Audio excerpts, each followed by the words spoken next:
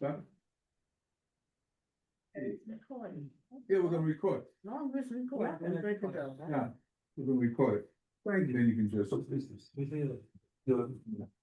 All right, I'm going to, move forward with taking the attendance for the last time for this year.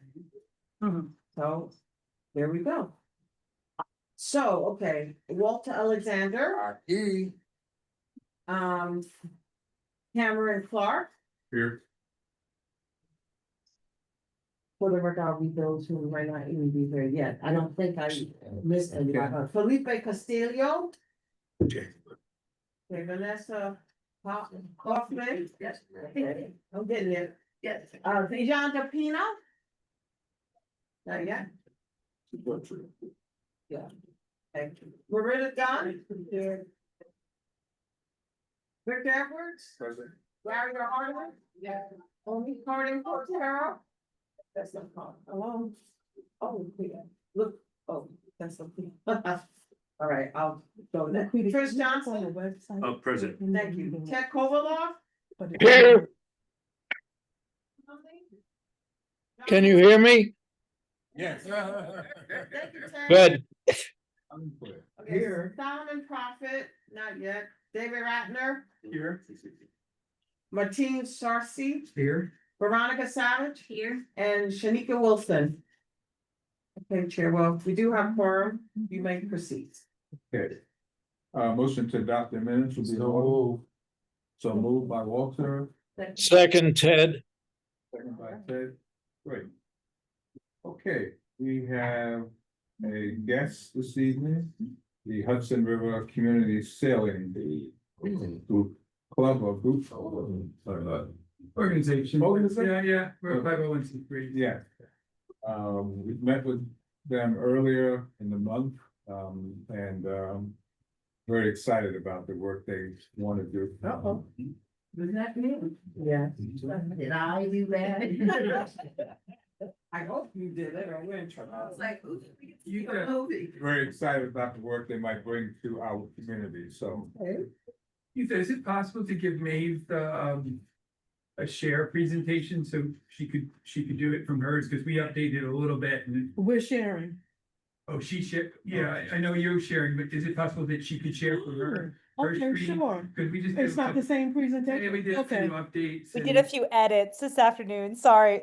it's okay. It's all, one, I'll just say we're really appreciative. Come from behind so we can see who he is. Yeah, I'll just end over here, yeah. Thank you. Maybe both can come introduce yourselves. Yeah, we're gonna introduce ourselves and Sorry, thank you. Okay, I'll take over the share. Thank you. So I'm Robert Burke. I'm the executive director at Hudson River Community Sailing. My name is Wanye Seville, and I'm the program director of Sail Academy, Inwood location. So one is we're really appreciative of making the time so quickly. This has all kind of come about pretty quickly for us, and we're really hoping to try to move on it. So we thought it'd be good. We have a little video from a few years ago. You'll see Wanye, he looks, and me, it looked a little younger, but we thought we'd just start with a quick video to kind of give you a better feel for what we do. So if you can play that, Maeve. The person online is a member of. Yeah, so Maeve is, I'm sorry, and this is Maeve Gately. She's our Director of Development and Communications. So we'll see if that, hopefully that video. Hudson will River work. Community Sailing is a sailing school, but it's so much more than that. It's a sailing school that exists in an urban environment that really helps get everyone out on the water in a city that sorely needs maritime access. HRCS's mission is to develop leadership and academic success in New York City's young people. And we do that as part of a larger community sailing center. We're both interested in sailing education, but also in helping people make sailing a part of their lives. HRCS's after-school program, Sail Academy, takes students and it teaches them how to sail, but it also teaches them a lot of other skills that are really important regardless of what they do later in life. We use math and science in a practical sense.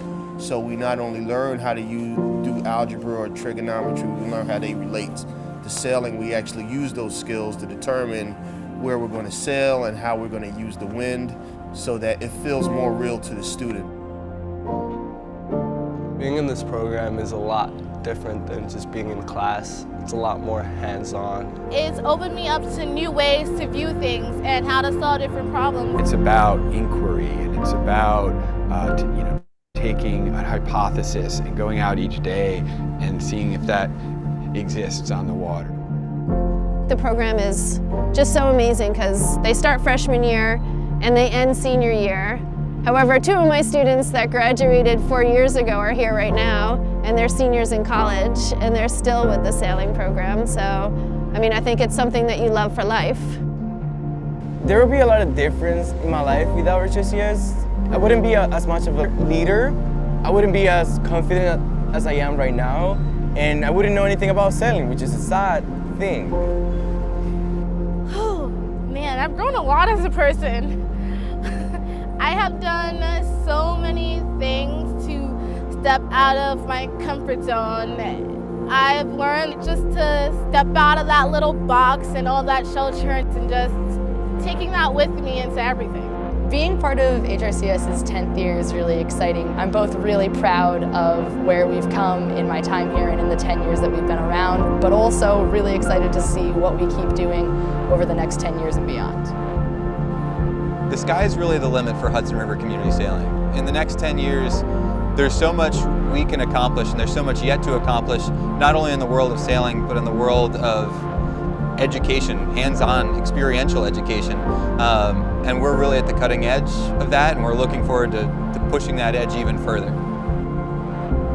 We have this very vibrant, active community sailing center that does racing, has youth camps, works with youth groups and scouts and adults and members and veterans, and so it's a very lively place. But at the very center of it, at the heart of it, is a youth development program that works with 9 public high schools and about 150 students over the 4 years of their high school career.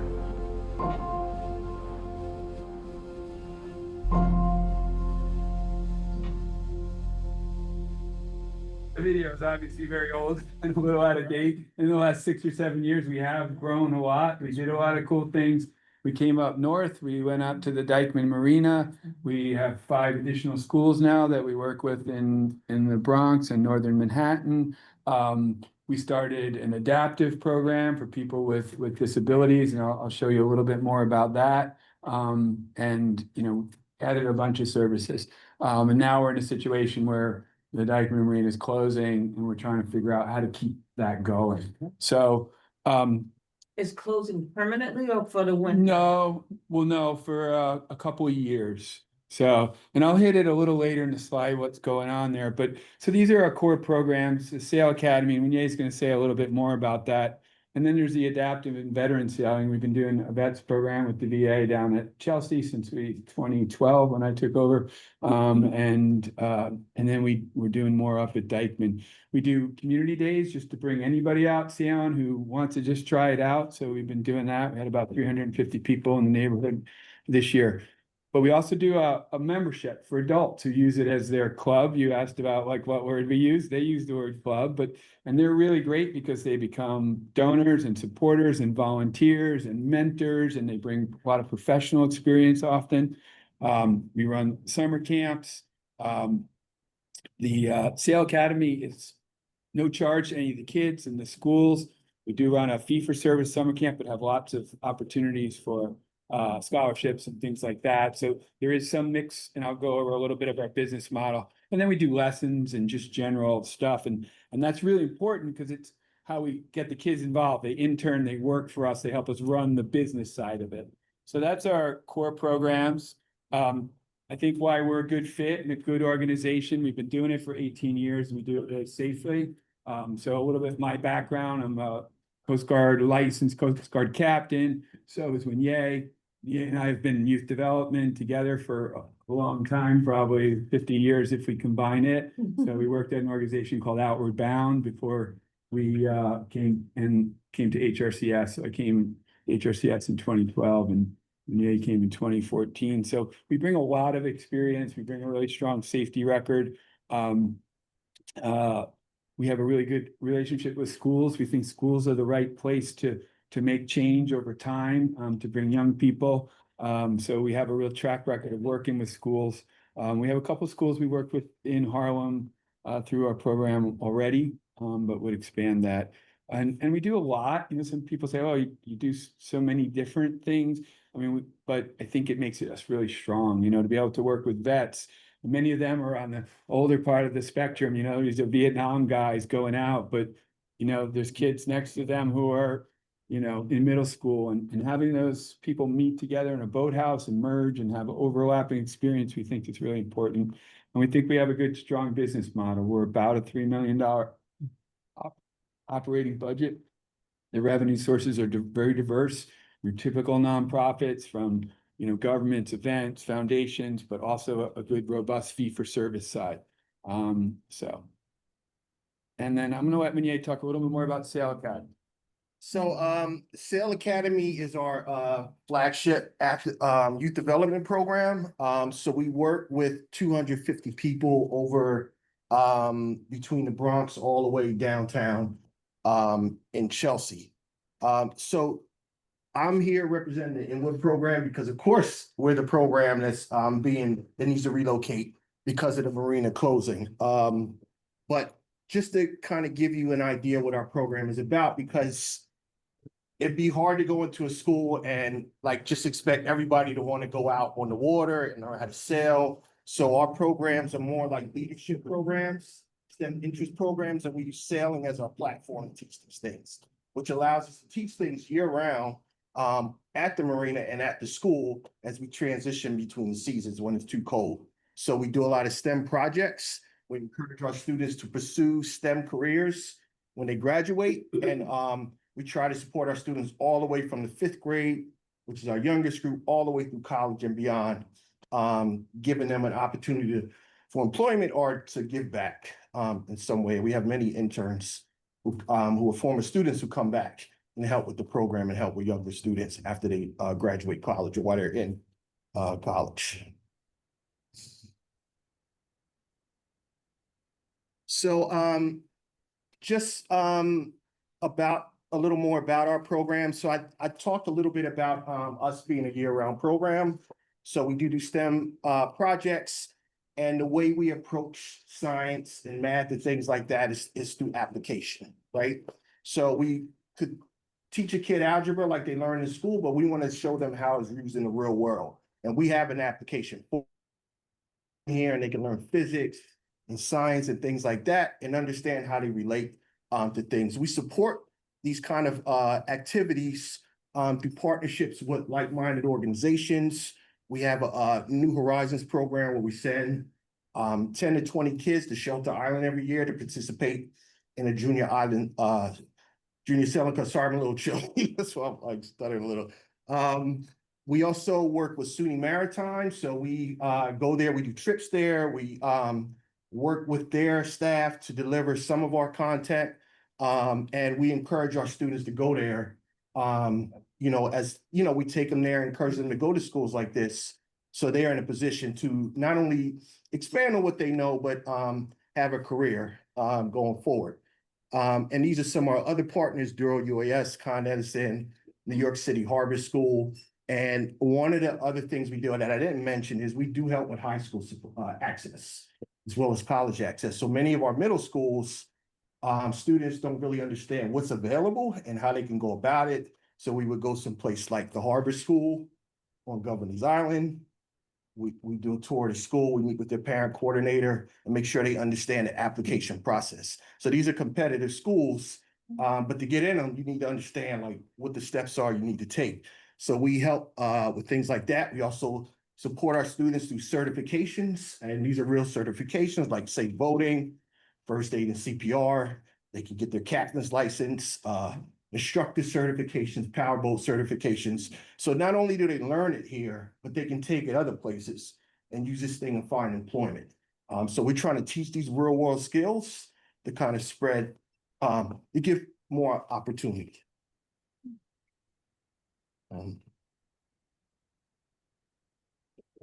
Okay.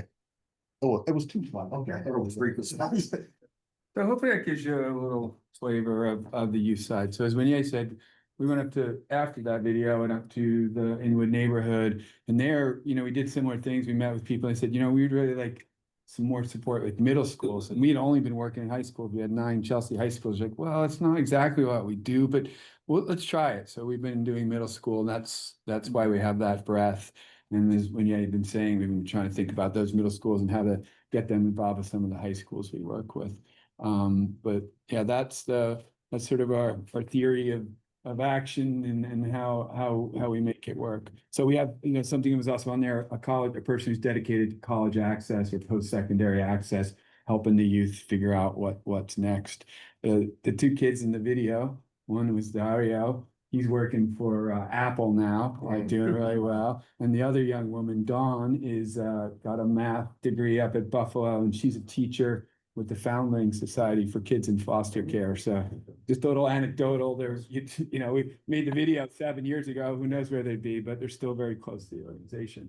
So that's the youth program. It happens around these other community programs that I mentioned, the membership, the lessons, the summer camp, there's racing, the community days.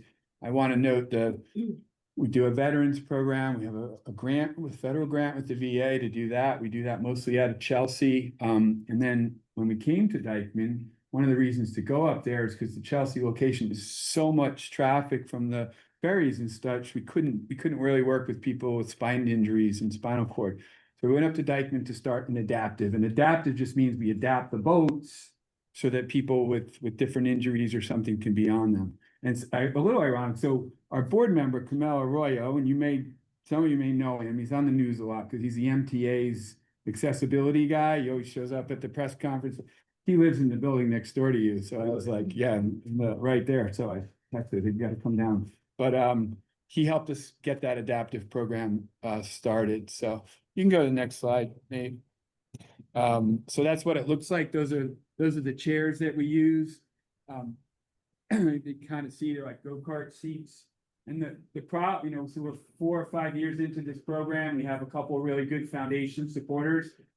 And right now I got to tell them, we can't take your money next year. We don't have a place to be. And it's not like in the marine world, I can go to the marina next door. There aren't that many. They don't have the conditions necessary to bring a boat in like our small boats. Our boats draft 5 feet under the water. So you can't go into shallow places. So we've been talking to a lot of places from SUNY Maritime to Yonkers to Chelsea Piers, and we haven't found a place yet to relocate that adaptive program. This just gives you a little bit of our depth. You can see that we've been growing. That's the number of days we have people on the water, over 25,000 days. That was 2024, 26,000 days. So we're really busy. We're really active. We're a growing organization. So here's a little background. So we learned at a community board meeting that the Dyckman Marina was there. We knew there was these points of agreement. They were going to rebuild the fishing pier at the end of Dyckman Street. They were going to do the Inwood Canoe Club's bulkhead, and they were going to turn the end of Dyckman Street into a park. All great things for the community, all in support. But we learned when they did the design, they moved that fishing pier inside the marina, and they were going to rebuild the marina. And that was really disappointing for us because they wouldn't come up with a way to stage that so we wouldn't have to be shut down. And we kind of pushed back on them because right now the 79th Street Marina has been shut down going on 6 years, right? And it's supposed to be shut down for 3. And now you're going to start another project. You haven't even broken ground on the first one. And as of last week, when we went to the community board, they don't have the permits and they don't have a procurement, but they're moving forward. So, but that's the situation, and we've been trying to figure out solutions to it. And we came to 125th Street when we first learned about it in November of 2022, tried to get some attention from EDC. That's where we started, and we just didn't get any traction. It looked like they needed some. We think it's an amazing area. It's beautiful there. They've done a beautiful job on the piers. The water there is great. We should get more people to use it, especially kids. But we couldn't get any traction. And then maybe 3 or 4 weeks ago, we tried to meet with EDC again and we started to get a little traction. And they talked about maybe moving those piers from Dykeman that Parks was going to dispose of and getting them into the Harlem piers. And a project that you're probably familiar with that had already been approved on this side of the pier, the Harlem Rocket project was already going in, and could we get somehow involved with that? And then it moved pretty quickly, you know. So this is just a diagram of we sketched up of, you know, the EDC, what could it look like? The Harlem Rocket Pier, they were thinking over here, could we put a floating dock off of here? Most of the time we go out to the boats. So that's one of the way our business works. Our students learn how to drive the small boats. We pay them, they drive the members out to the other boats that sit out on moorings. So the moorings might sit out over here, outside, and the boats stay on those. But to do the work with people with disabilities, we have to bring the boat to the dock so that we can take a Hoyer lift and get them on the boat. So we have to have enough room on the docks for a couple of boats. Doesn't have to be extensive. So anyway, the vision, you know, that could make it work. Short term, if we can get those moorings, which are just anchors that sit there all year, and 100-foot of dock, we think we could get started, you know, next year in some kind of temporary space. I mean, we definitely need indoor space to do, you know, you saw the things that we do. You can't do those just outside. But, you know, we think we can come up with, whether it's a trail or a shipping container or something like that, we can figure something out, you know. And, you know, longer term, we would need really dedicated space and, you know, to do the work we do with youth and make it year round. But we think it seems like it's a good time to be looking for that, you know, in this area. Yeah, you know, I think one of the things I kind of hit on before, you know, but I think what makes this strength, that we have the youth program, like many youth development programs, but we also have this very large community sailing around it with a lot of adult members from all over the city and all sorts of backgrounds, because our whole approach is that you don't have to know anything about sailing. We'll help you figure it out, you know. And we have people who are skilled enough, you know, our skippers, who take out the other people who don't know anything. And over time, those people get trained and come up and become skippers, and it's all mentorship and youth. So, but I think it allows us to bring a lot of members into what we do. We couldn't do it. We have 200 volunteers last year. And like I said, all walks of life, all places. And I think that would be good. They'll be coming here and supporting the youth that we work with in this neighborhood. I said we have 20 year-round staff, but we had 88 staff on payroll in July, and I don't know, 32 of them were under 18, you know, so we get good paying jobs for young people, help us with the launch, they help us with all parts of the organization. They do social media, they learn bookkeeping, everything we do, we bring in youth into it.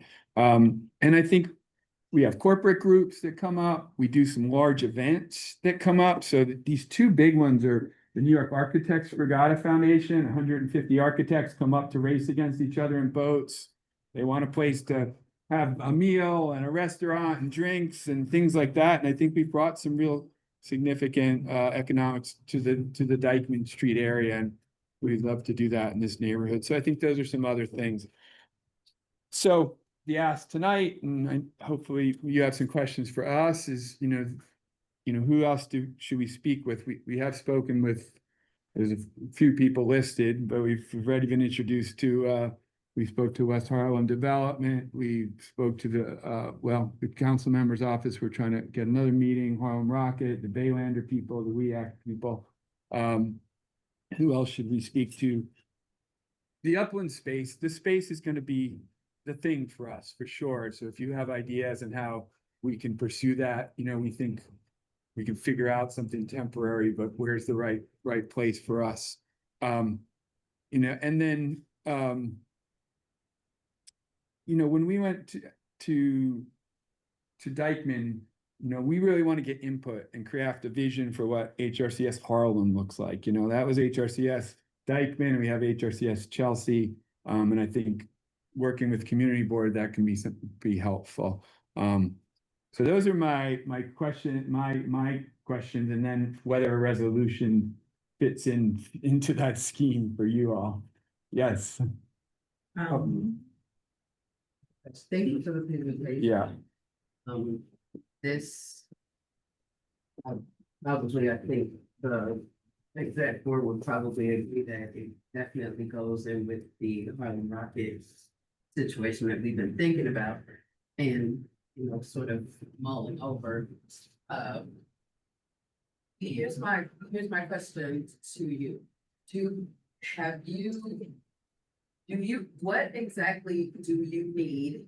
And I know with the Harlem Rocket, they were talking about the dock situation and it being the right, and you sort of alluded to that. yeah.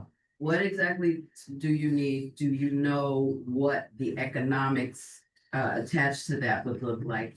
And also, when you started the presentation, you said something about temporarily. The thing about it is y'all are down here. Yeah. We have fabulous already running projects that are up there. And you come down here temporarily and we all go together and help you find the money for it. And then you leave in 2 years. No, absolutely not. And from the very beginning, like, we've been looking at all these different places, but I said to our board, I said to the staff, when first 125th Street came up, like, if we can get the things, right? If we can get it going, if we're ready to do this, this is our next place. And you know what I mean? It is not a temporary solution. Some of the other things we looked at were temporary solutions like SUNY Maritime, but this needs to be, our next strategic place, like Dykeman was.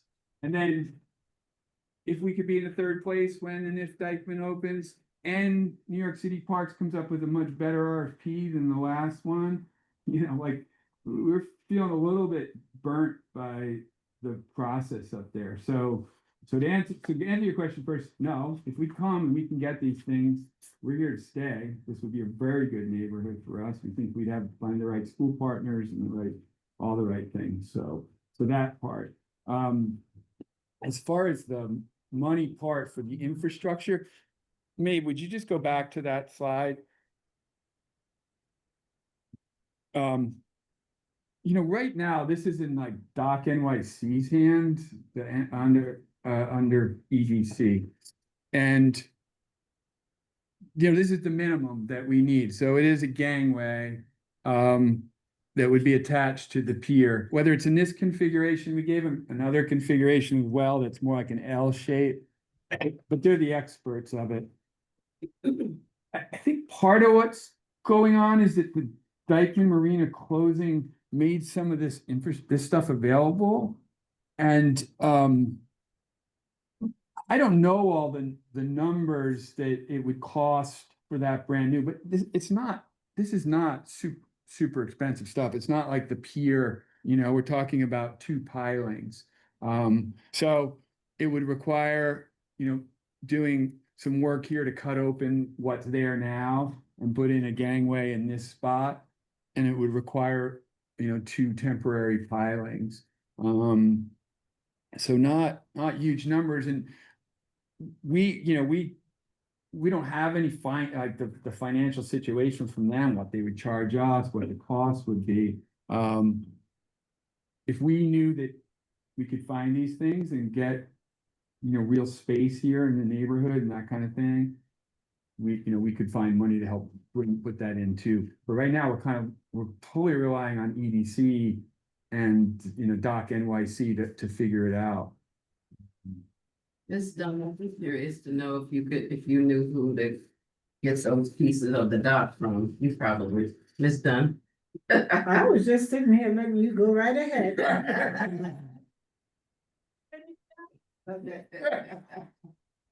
West Harlem Cares Committee, I'm the co-chair. You're the chair, yeah, okay.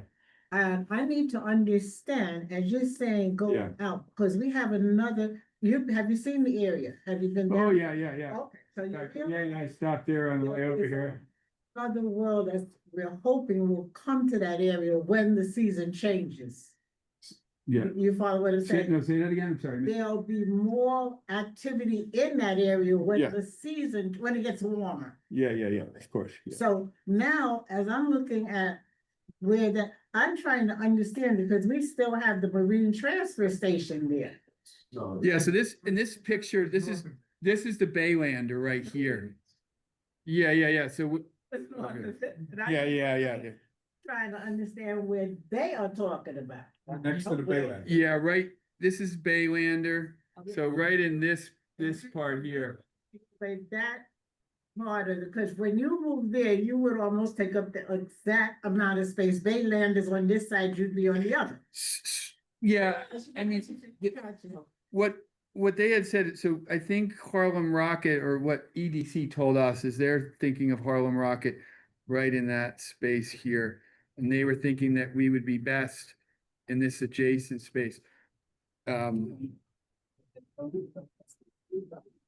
Still working. I think it's Still working, still in the works. Right, but I think that's still working. So they'd have to see how deep. Yeah, we're waiting, so we need to know about the metrics too, like how deep the water is and where it is. But, you know, again, we're 3 weeks into this too. We had a meeting with EDC and then we met with Doc NYC at the park, and, you know, I know these things can take. Because I'm looking at the can take marine transfer years. station, That's just way- right there. Yes. Yeah, that- Further over. yeah. Hello?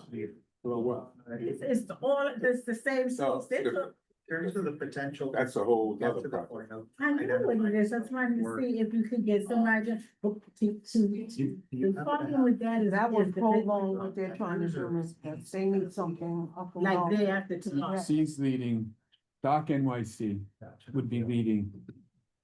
As they should. Would be leading, I'm sorry, I missed it.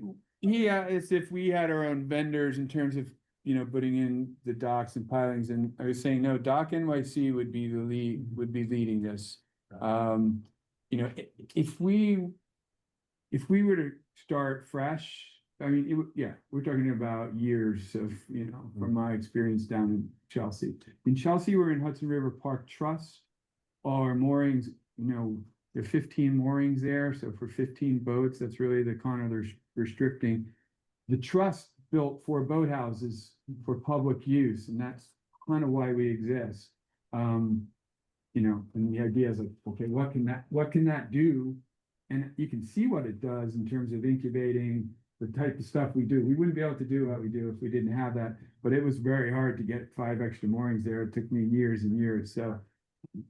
Sure. Yeah, I guess, so I know, so these floating docks are, is the proposal sort of taking the floating dock? Sorry, yeah. This blue one doesn't exist yet. Yeah, no, Okay, I got that, yeah. Taking the floating dock that's currently in Dykeman and just bringing it down.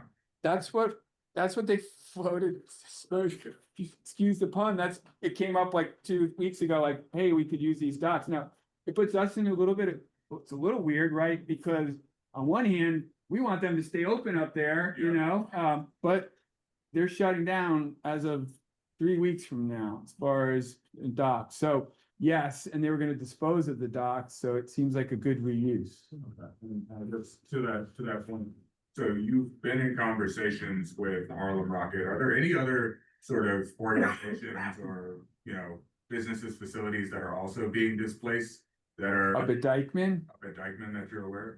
Yeah, a little bit. So we talked to like Riverkeeper. I don't think this dock would be big enough for them for it. Not Riverkeeper, I'm sorry, Clearwater. Yeah, and this probably wouldn't be a solution for them. But no, we were we were doing most of what was happening at Dykeman Marina, you know, as far as businesses. And Harlem Rocket's new to it because they were up there last year doing their trips and stuff. But not too many places, yeah. I guess my question is, I wonder if, you know, you would be in a better position, because I mean, like, I'm supportive of this, but I wonder if you would be in a better position if you and Harlem Rocket were to come together and sort of like a joint proposal, and then like meet together with Doc NYC and EDC, so that they're not sort of dealing with like two They're further along. Yeah. Farm Rock has been talking to EDC for a while. What EDC came to us and said, so when they first came to us, they said, you should work with Harlem Rocket and see if you could work off of their docks. So we talked to Harlem Rocket. We could probably get so we use these 14-foot ribs, inflatable boats to get people out to the boats.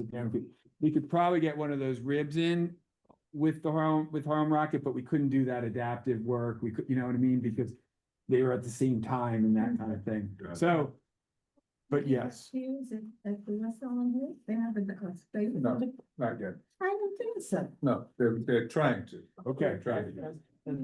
Yeah, we're coming. We don't know. That's why we're here. We're here to learn. So you probably know more. We just know, the meeting and we had and they showed us some Met with Harlem schematics. Rocket. We Yeah. saw their proposal. Yeah. And what you're saying here, Discussion about. that works in, to what you're saying. They could use one Yeah. side and you guys. Yeah, they were looking at over here. Your floating dock needs to have piles driven down to stabilize it. Yes, yes. Yes, Keep it simple, yes. that keeps it simple. Yes. I mean, I did see a schematic without that, and I think there's no way it would work. Don't do that. It would be a bad idea. If it was a very, To Jersey. yeah, No. and it would, maybe for a very light boat or small boat, but no, to do it right. Now, could they be some kind of a temporary spud till you got a more permanent permit? That's the regulatory landscape that they're all living in, and EDC knows it better than Little Hudson River Community Sailing. We want to focus on kids. Yeah, you should. I'm very familiar. I know Joe Brooks. Tina. Oh, yeah. I don't hear you. I have a friend, his name is Joe Brooks. He is a veteran. He Yeah. participates with this group. Oh, wow. And he's very, very, very active. And I've been to the marina. He's taken me out on the boats. It's a wonderful thing, Okay. wonderful, wonderful thing. How far, I know it's a city agency and I know it takes a long time. What did they give you for a potential time frame for getting back to you with what the final decision is? That's a great question. They didn't yet. But I asked, is this something that could happen in 2026? Like, Yes. is this a 2026 thing? Yes, Because, and they said it could be, yes. okay. And so Doc and What needs to be done to do that? What So- can we help you with? so Doc NYC is run by New York City Waterways. So EDC has this sub business called Doc NYC. I mean, you probably you can probably tell me more about it, but that is run by New York Waterways, which is our neighbor down in Chelsea. In fact, they're the ferries that we have the most. But they run it and they run stuff and they put stuff in places all the time. So it's like, if somebody could probably do it, it's probably them, As far as what the community board, again, that's where I go to, maybe it's a resolution to say, we like this program. Whereas we would like, to be supported by EDC and.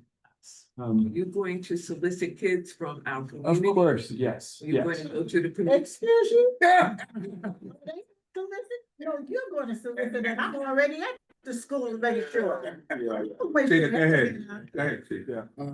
Okay, I love the water anyway, so I think it's fair. We have a board member who goes sailing, but he won't take us sailing with him, so.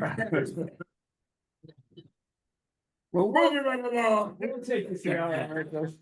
I really like the fact that the kids are getting a good, and it's something that can help them in the future. Now, myself and Vanessa are co-chairs of the Senior Action Committee. Okay. And I would love to get some of the seniors involved in this as well, to go out Yeah. as well as myself, because I love the water, So I also thought about, now Columbia has a rowing thing that did go out all year. I don't know where they leave from. But it seems to me if they're doing rowing, and it has to be something level, you may not be able to use it for your accessible, boats. But your regular, I mean, as Yeah. a temporary usage thing, I don't know where they They row out of. they go around the whole island of Manhattan, but they leave there. They launch out of Inwood. Yeah. Well, they The launch. same thing at the But same rate? inside so they're in the Harlem River, and we can't go in the Harlem River, with our sailboats. It's too. It's too low it's not deep enough where their docks are for the Columbia, all the Columbia, because it was one of the places Park says, well, you could go over there, you could bring, and then you could bring your people out to the Hudson and like go under the train bridge and stuff. It's not feasible, but that's where they row out of. Okay. Now, we do think Columbia, we do a phys ed program for Columbia down at Chelsea. And there is a sailing team on Columbia, so we do think Columbia could be a player in this, but Yes. we want to Columbia talk to was the. interested in this just by location. Yeah. Too, you know, we don't have to fool around. Columbia's there, the water's here, Yeah. and you're here. They don't, Yeah. you know, it's just a phone call, y'all coming, you know? I mean, I just like to keep it simple and keep it moving, and I'm trying to figure out what exactly is happening here that would happen to tourism in general. I think it's gonna increase everything you see there, because I think we bring a lot of people to if you look and come in our Chelsea boathouse, if you were there, right, and Joe, It brings people because there's a lot of people. How many like sailing. moorings are you looking forward to? we're looking for 10 moorings. That's what we have as our footprint at Dykeman, 10 moorings. There's To have a building, where is this building? It doesn't exist. Yeah, are you gonna do No. boathouses as? Yeah, as them so down in Chelsea? Use the boathouse. we're never, Chelsea is so unique to the build of that park. But, when we say short term, if we can get a trailer like space in a parking lot, we can get through next year. That's not where we want to be long term, right? And whatever the space will depend on, what we can do and what we can do with youth. But listen, we got to get over if they can even build a dock there, and I don't, like you were saying, I don't want to get in front of ourselves here. If we can't get that, if this doesn't come in, we're not going to do it next year. But So if are it you means looking for 2027, access to New yeah. York waterways, or how could we support you? I guess the question, let me see if there's another question. Let me go to this last question about a resolution, I think, maybe, but. I just quickly wanted to ask, and this is probably more a question for maybe Victor, Ms. Dunn. He said they're gonna start doing the work in 3 weeks.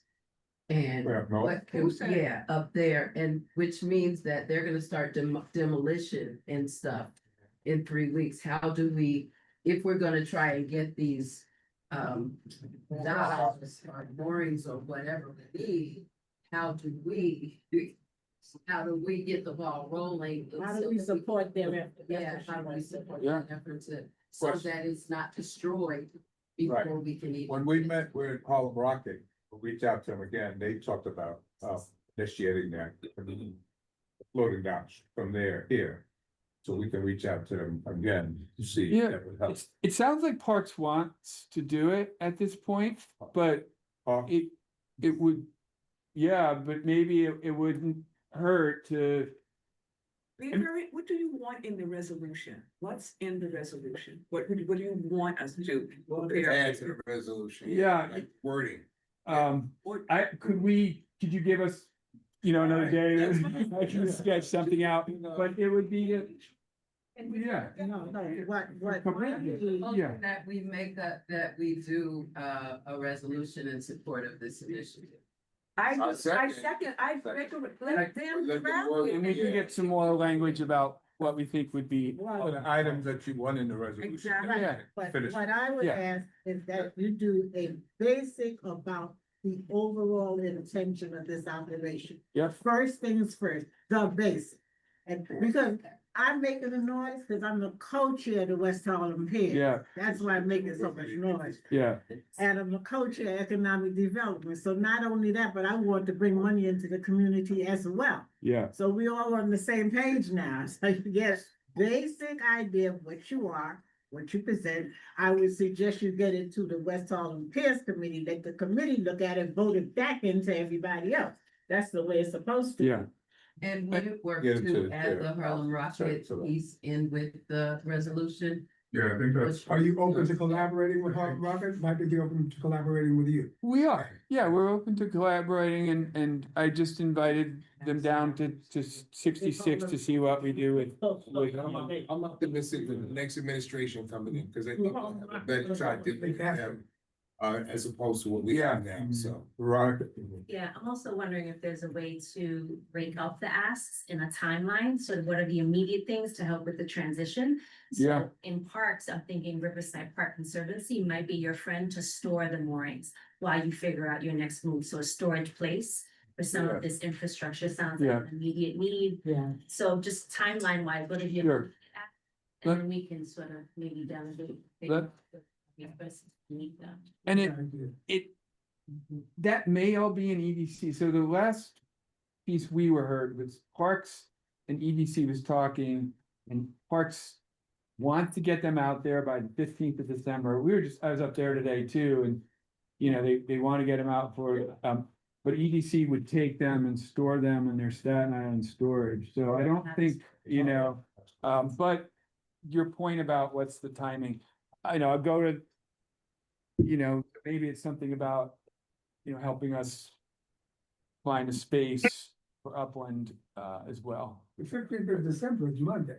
Yeah. Correct. No, I know. That's what I was gonna say. I know. Let's get back, take them. Yeah, sorry. So that's why I said. Recently, NYC What's EDC that? announced 'Cause I know what you NYC mean. ferry pair proposals.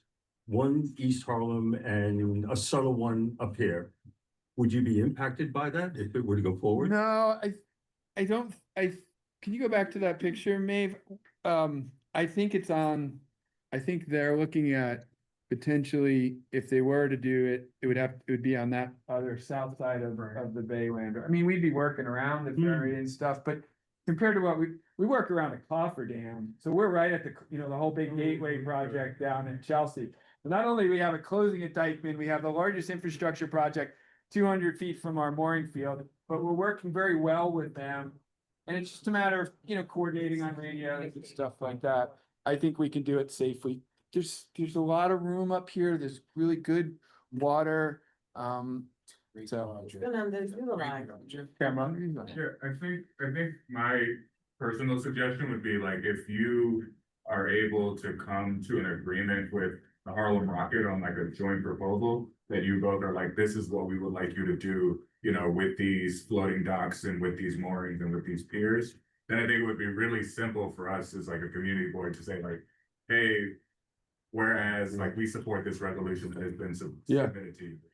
Okay. Because I don't think, you know, we don't have with the exception of Victor, we don't have the technical knowledge about sailing and boats and moorings and all of that stuff. Yeah. So I think if we, you know, if we wouldn't want to put out like two resolutions that might conflict with each other, both supporting you and supporting Harlem Rocket. Yeah. So I think if y'all are on the same page, that makes it a lot easier for us to be like, you know, we support this joint resolution for these two organizations that are both being displaced by the same action. Okay. Yeah, probably strengthen it. Yeah. Would you be receptive to delaying the part that allows your sailing people with disabilities? Because that takes us, it would extend, it takes another partner. Yeah. Just to get you started in the water, then that Yeah. part, if it's a floating dock, Yeah. is needed for that, for sure. Yeah, I mean, if we could only, if Harlem Rocket got their 60-foot, 70-foot dock in here. And that's all we could do this year, but he could give us room for a 14-foot rib. We would come, we'd start bringing the youth, we'd start bringing, you know, the other program elements. And we'd hold off on the adaptive sailing. As long as we knew we could get to a place within another year to do the adaptive, because it's so important to us, you know what I mean? Or a year or two, it's like, and that's what we haven't been able to find, you know, Parks is like, well, go here, and it's like, yeah, but you can't do that, so. The other thing I wanted to mention is meeting with Columbia. Yeah. And speaking to them about their parking lot that's empty where the fairway was. But possibly put a trailer or something for your indoor Something place. storage and beats, yeah. Right, that Yeah. would be a start. Yeah. And then talk to them about interacting other ways. Yeah. As far as youth groups, we have a ton of them around. Yeah. Our youth people are not here tonight, but Yeah. community centers, schools, we all have connections with those. Yeah, and I think, you know, our model over time is to have deep relationships with certain schools so that we can go deep with those kids. But we also have a breadth model of, you know, being able to open to, you know, groups, you know, different youth groups and stuff. And that's what we do. So we love doing it. We want to do as much of it as we can. And it, I don't think that'll be a problem, you know, so. We have Boys and Girls Club. we Yeah. have a lot of Yeah, we're better to, Center, you know, do that. This is right here. yeah, community centers. 33, Yeah. Right. And all our programs to know everybody wears a PFD. We don't, because this way, we don't care if you swim or don't swim. Everybody's got the same thing on. And we treat everybody as if you don't swim and you can still go sailing with us. The The boats other will thing, go over. I had, when we met at Harlem Rock, and I was saying to them, we couldn't do it this year before they closed, was a lot of the young people in the area have never seen Manhattan from the water. Yeah. And there's a lot of history that Yeah. the Harlem Rocket shows on their trip. Yeah, For young people to see that, that's a whole nother perspective. Yeah. And the seniors as well. And Yeah. seniors, old people as well. I agree. Well, Oh, just people. Just people. so People. Age on it. So we'll follow up with some language, I'll forward it, Yeah. and, you know, the idea of coming to the executive, so then we can figure out what other committees we should go talk to, parks, and so, here's, and you're the committee. The two committees meet like this. Yeah, and our youth yeah. education Yeah. library. Yeah. They're not here tonight, but they're. Yeah. I have one last question. Yeah. I know there's like the Peter Sharp Boathouse, that's not. It's gone now, but that's Row, New York on the Harlem River, but they actually just got rid of it because it was sinking, yeah. So they had like. That area wouldn't be. No, so for us, we need, because our boats will travel up to the Tappan Zee Bridge and down to the Statue of Liberty, you know, that the Harlem River's too narrow. There's just, there's not the kind of road.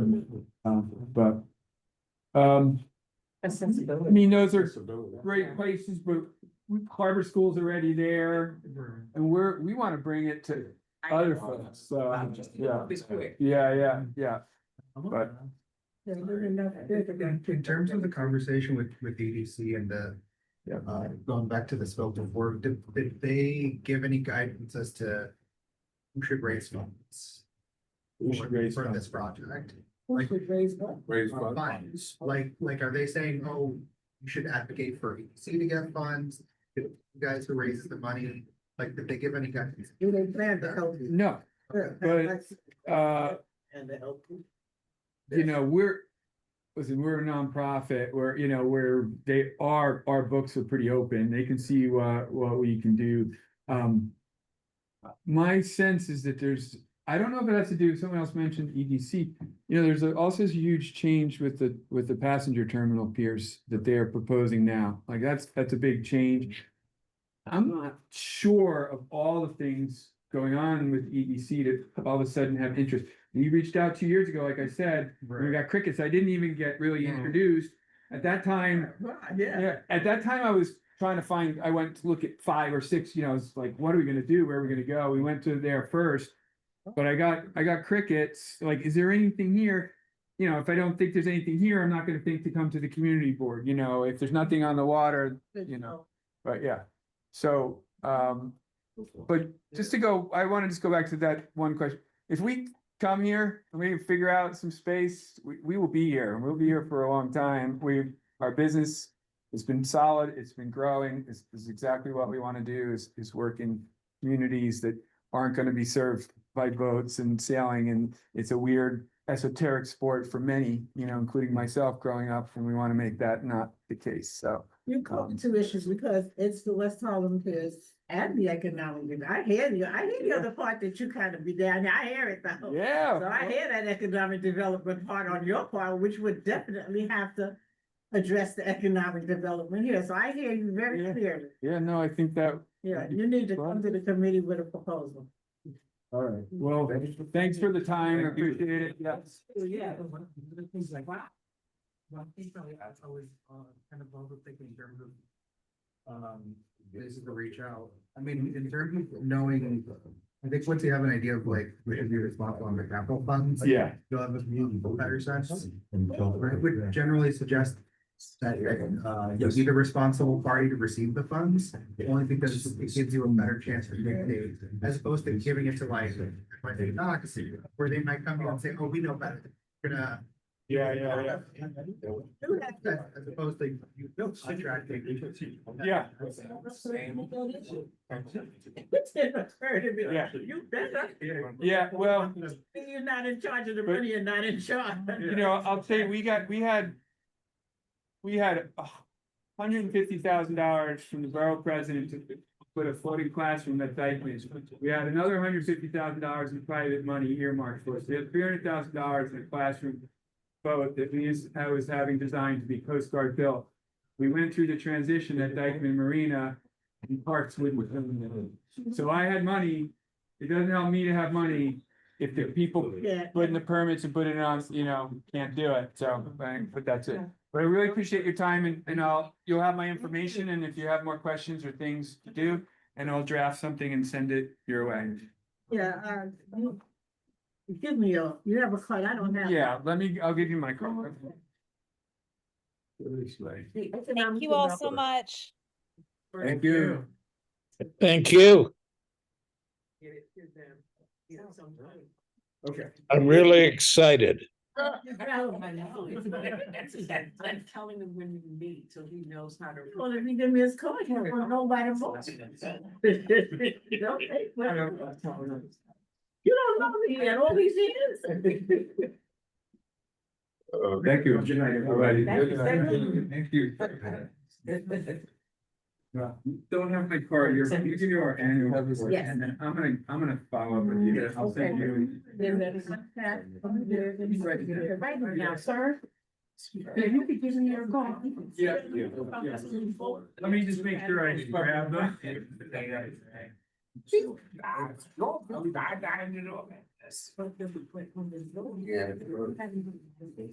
It's too much. I'll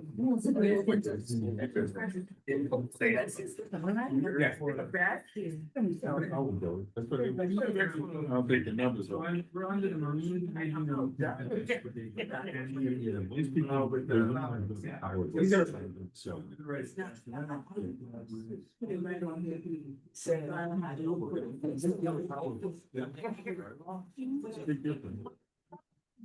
tried and I said, okay.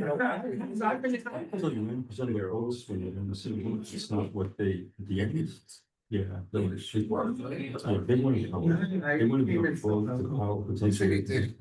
Yeah. It's word, and you get what? And I mean, no, you don't really go to school. Don't want that. I feel something like a blower. You know, it's what happened. Yeah.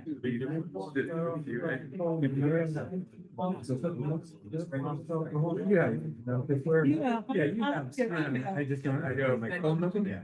Yeah. Yeah, we'll set up something in Columbia. That would be great, yeah.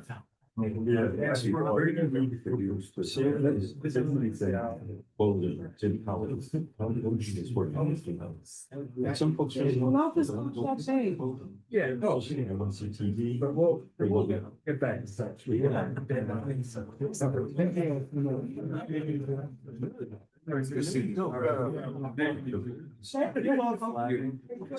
It's not easy.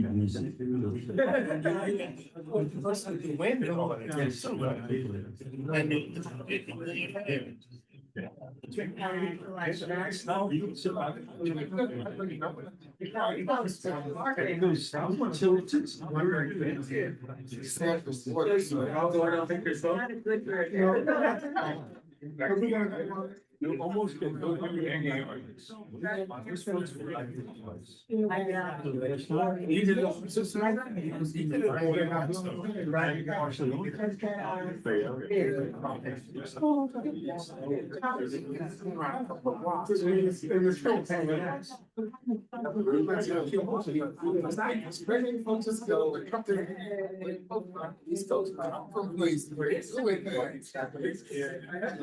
even to mine. Alrighty, let's move on. It's getting late. Thank you. Great presentation. So next up. In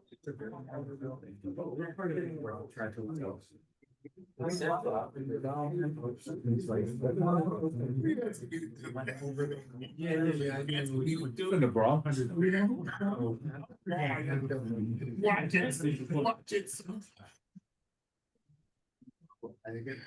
Oh, gosh.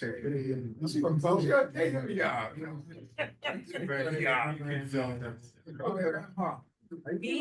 Two. One in rear. We ready to move forward, gentlemen, ladies? Okay, good. Next up, chair's report, I believe. Yes, that's what's on the agenda. So my chair's report's in your package. I'm gonna go through it quickly. I had the opportunity to meet with the new DOT Borough Commissioner, Zuckerman. We walked the Riverside Drive Viaduct at 153rd, the 160, whatever, 58th Street. That project is still delayed. It's in court presently. It appears from what I'm gathering that the work is more than they bid on, and there's a back and forth whether they're gonna get paid or, you know, they're negotiating. So my ask of them was.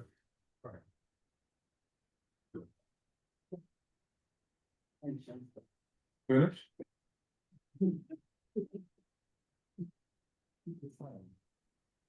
Go networking. It's called networking. Pardon. Your part. Divide that, well, my reason, one of the big reasons is a building on 152nd Street where they have concrete barricades in front of the building. They can't get access to a roadway. The residents came a few months back to speak to us about it. So I was asking, in the interim, while they're not doing any work, could we move these barricades so they could have access? But people now have to go up Riverside from 153rd to 152nd around the corner to get into a car, accessory, ambulance, or whatever, so it's a problem. So they are taking up the bridge division, there's always different divisions, to see if they could do that. They did clean up the area because it was pretty bad with construction material and frame, a half frame was there. So they're doing that. The other thing I asked, that was asked of me, on Riverside Drive, what I call the upper roadway for 149th to 152nd. Riverside runs this way, there's another roadway, as they have over here. The service road. Thing, right near our area. Could they allow parking? People park there every night. Mainly it's people with some type of plaque. Either Right. police or fire. Or disability, yes. Disability. Mhm. But since people park there, let's make it legal parking so they can park. The next step for that was to reach out to sanitation, make sure the sweeper would come. And they put the signs up for alternate side parking. Yeah. So it's in the works. I'm hoping that'll go through. Coda Alliance, I was invited to and went to their holiday party last week. And there's other issues going on there, but I just wanted to see the work they were doing. I hadn't been there, and I was truly amazed at the work that I saw of young people in the area, young women and older women there. The artwork is fabulous. They had a poet, an older poet from the neighborhood who read some of her own poetry. It was great. They're doing great work. They do counseling there. They do food, give out food. They run food bank there and in the Bronx as well. So it was just a great time to see people interact with it. The City College Advisory Board, I meet with them periodically. This meeting was about from J. Bond Center, about the Equitable Development Index. I think that's the correct name of it. Yeah. And what that index that they're developing would do would take a sampling of different people in the community, things that are needed. So when a development's being built, they could tentatively look at that and say, what does this community need? And possibly, not that they have to guarantee for that, say, well, they need more senior housing, they need more community centers, they need more affordable housing, which we definitely need, and gear their project towards that. They presented it at Housing, Land Use and Zoning as well, great presentation. So looking forward to working with them. And I actually just emailed the provost at City College asking for more frequent meetings so we can see what's going on. So I think that would be good. We're also going to introduce him to our community fellows. And so they could kind of connect. I think that would be a great connection. Yeah. We'll have, Cameron, when we were thinking of having the fellows come next, not this January, general board meeting to just give like an overview of like the progress of the work and get some feedback, collect additional resources. Right. And then like maybe a final presentation like in May. But and he'll be meeting you regularly. Oh, yeah. And yesterday, every 2 weeks. Right, okay, good. Legionnaire's Disease Task Force, this past Saturday, I met with them over in CB10, just to kind of bring us up to date, what they had done during the Legionnaire's Disease outbreaks. The assemblyman and the council member has 2 bills that they put forward to try to prevent this in the future. My question was, why always in our neighborhood? You know, it's happened in Harlem at least 3 times now. Then in Parkchester in the Bronx, it's happened. And what appalled me, as a word my mother would use, was appalled, was how could it happen at Harlem Hospital? How can we have a Legionnaires at a hospital and another health, 2 other places, and City College? Right. And why only in our community? There's other hospitals in the community. How come it didn't happen here? I didn't get an answer. We were fortunate to have the health commission at this meeting. We didn't get a direct answer, but you know, it's food for thought for some. Another instance of environmental racism. And I'm sorry, Victor, I thought Bill was already put forth and passed. You're saying they. so they were just. So there was a city council bill. Oh, city council. City council. So now this is the state. state. Yeah. Okay, got it. Thank you. So hopefully in the future, and a lot of it, more inspections, and not, sometimes it's self-inspections, you're not gonna tell himself. And more follow-up. Yeah. And one of the bills is talking about doing it, much more frequent, especially during the warm weather. What about punitive? Good question we asked, it was not answered, but it needs to be higher. Yeah, I know Senator Clear's bill increases some of the penalties, for, you know, failed inspections or compliance. I didn't get I was unavailable to go to the town hall meeting. But I think I spoke to the task force and there's a couple of other, you know, sort of punitive strategies that we were discussing about potentially including legislation. Are the family members are doing lawsuit or own lawsuit or something? I don't know. Should have been done all time. Yeah. It's fine. How do you know nothing is being done? Maybe you just haven't heard. Yeah, it wasn't brought up at that meeting. So, yeah, those are the kind of highlights of what's going on. I have concerns about attendance generally. I look at some meetings and I see the lack of attendance there as well. Normally we do a review in April. This year we'll be doing it in January. I want to move to at least twice a year. We review people's attendance. And sometimes it's more than people think it is. You know, they come and they say, well, I thought it was just gonna be, you know, short meetings. No, we do real work. It takes time sometimes to do that, and it takes dedication. And the more people that are involved, the less work on a few people, I would say. So I'm looking at January to be reviewing attendance. And people need to realize if they're virtual, that counts as an excuse.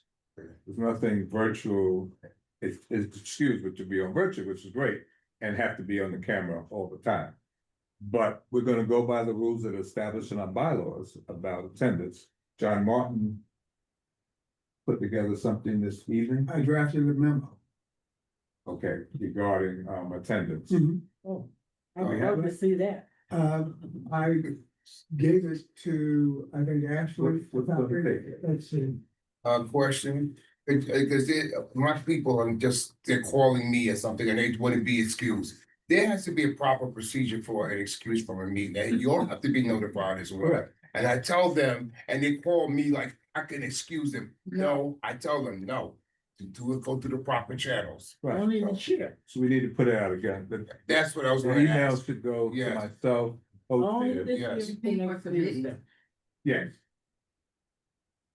And the Myself, co-chairs, co-chairs, Uh-huh. and the office, because they're Yes, keeping the tent. That's right. And then, yeah, Yeah. then Okay. I'll approve it, and then Oh, I'm not keep a coming record. there. That's like, did you call? Did you let somebody know? Oh, okay, that's And- not good. I'm not entirely certain that that's accurate. I don't see it on the table. I gave it to Ashley with my copies. I can read it. Which, the one that was there. I have no idea. You want me to go and read it? Yeah, I can read it. Read. Memorandum to all board members from the executive committee, today's date. Committee meeting attendance requirements, and it's come to the attention of the executive committee that attendance at committee meetings has recently declined. Recently declined. To ensure all members are informed and aligned with community board requirements, we would like to restate the following regulations. For attendance report purposes, a member shall not be recorded as present at a meeting unless he or she was in attendance during substantially all of the meeting. Got it. Permitted excused absences.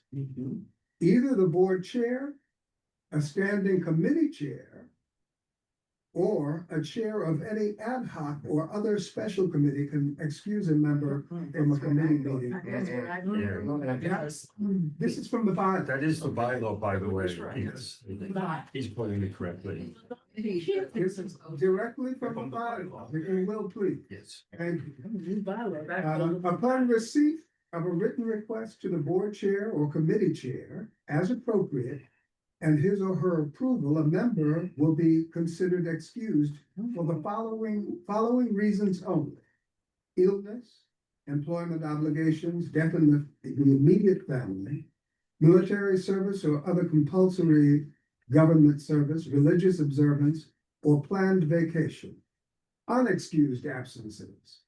Unexcused absences occur when a board member neglects to secure proper permission to be absent from a committee or board meeting, or when that permission is denied. Removal for cause absences. The executive committee is responsible for considering the removal of a member for cause, including but not limited to failure to fulfill any of their duties or responsibilities, such as attendance. Removal due to absence. Any 3 unexcused absences or total of 5 absences where no more than 2 of those are unexcused from scheduled monthly general board or committee meetings during a 12-month period is grounds for review or removal by the executive committee. It was 3, that's why I was waiting for you to get there, because I'm sorry, I'm so old, I've been on the board since they had a beat. And it used to be 3 absences. Unexcused, you were out, goodbye, next set of people. Used to ask, you were here for that. In the Parks Committee, we struggled with this question of when removals happen, are we communicated? Because it affects quorum. So we've got 2 members who have missed 4 meetings in a row. We've done due diligence and have reached out. And we're still not sure, do we count them on our official roster, which affects, right, the number that we are gonna be tallying for the forum. So just the need to close the feedback loop. If someone is removed, please let the standing committee chairs know so we can remove them. And not count So them. there's a difference though. We have people who have resigned of late. And then in January, we will have people who will be removed. So both probably need to be Right. communicated to this. Which, standing okay, I committee can chairs get, to part, so yeah, that- well, I'm talking to you about the people who resigned. And I need to David. tell you, Bishop, because I don't think you know, that the co-chair of West Harlem Business and Economic Development got up at 1 o'clock in Africa to make the meeting last week. He was on that meeting. Thank you very much. I don't know nothing from nobody else. Due diligence, baby. Actually, I do know. I spoke to her today in Africa. Right, Wow. then I wanted to be, No. here in Africa, she If makes she the can do effort. it, right, there you go, good point. She can make it from there, and slowly make it from. And the time difference is like. Good point. Question about the bylaws. David had his hand up. Okay, take David first. Maybe I didn't catch this, but the question of removal, does that come up before the executive? Yes. So we'll know, the committee heads will know because we'll. Oh, yeah, no, Be voting on that. we'll be speaking to committees, But not attendance. And then- if there are like 4 absences Yeah. already, Right, are we gonna wait No. to take this up at, January. okay? Which is only hours from now. What's the process to amend the bylaws? Because I still feel that just the co-chair shouldn't suffice for an excuse action. You think it should? Yeah. I don't think, So it's something we can take up. okay, Right. No, I think that's exactly what we're looking at. As it's written now, Okay. co-chair, but okay. we can take a look at it. All right. This body here can All take right. a look at how we want to proceed with that. As far as. Because if they don't know, it's Well, it has- me now. I have to let people know that they're not. Well, the email, even if it's co-chairs, the email should go to the co-chairs plus the office. They don't email, they call at the last minute. That's not acceptable. It's not, you're right. Right. And it's incumbent upon you to let them know that it's. I told them, listen, and they do it again. I mean, I was just gonna mention the other area that's been brought up for discussion around the bylaws is if you're attending virtually, if your vote counts. I know at the general board, we were trying to figure that out. We Yeah. had a similar situation in our committee meeting this month. The bylaws say you have to be in person. Right. So we're still Yes. sticking by Right. that, so that Yes. changes. Correct. A state regulation. Well, what I do, we pay. It won't happen. We do note that it's, there, but they won't be. Won't happen. That's why he called for the drafting of the memo. very good. So won't happen. If- Yeah, Committee members should know what each other look like. yeah, it should be present. You have to. Hello. Yeah. So They that can't vote. everybody, They can't moving vote on. forward, henceforth, everybody's put on notice. Unless Very good. With the dissemination of the Very memo. good. unless you have an exception, like Ted has an exception, right? Doesn't he have the medical? Yeah, but he's also the chair has to approve that. Right. Once the chair says like, the one that's the co-chair of my committee that got sick and that had to get operated in Africa. Her thing, you gave it till next year. 3 months. No, yeah, whatever, I know he What the- yeah. was off until January. Right. Okay, Yeah. the fact that she came in December is hers, but she was officially permitted because of her illness to be absent. I believe of absence. And then it would be reviewed in Tina, We have, what you just mentioned with the 5 absences, that's for an entire year. Since we're going to be moving forward, is there a need for like another paragraph? We will be.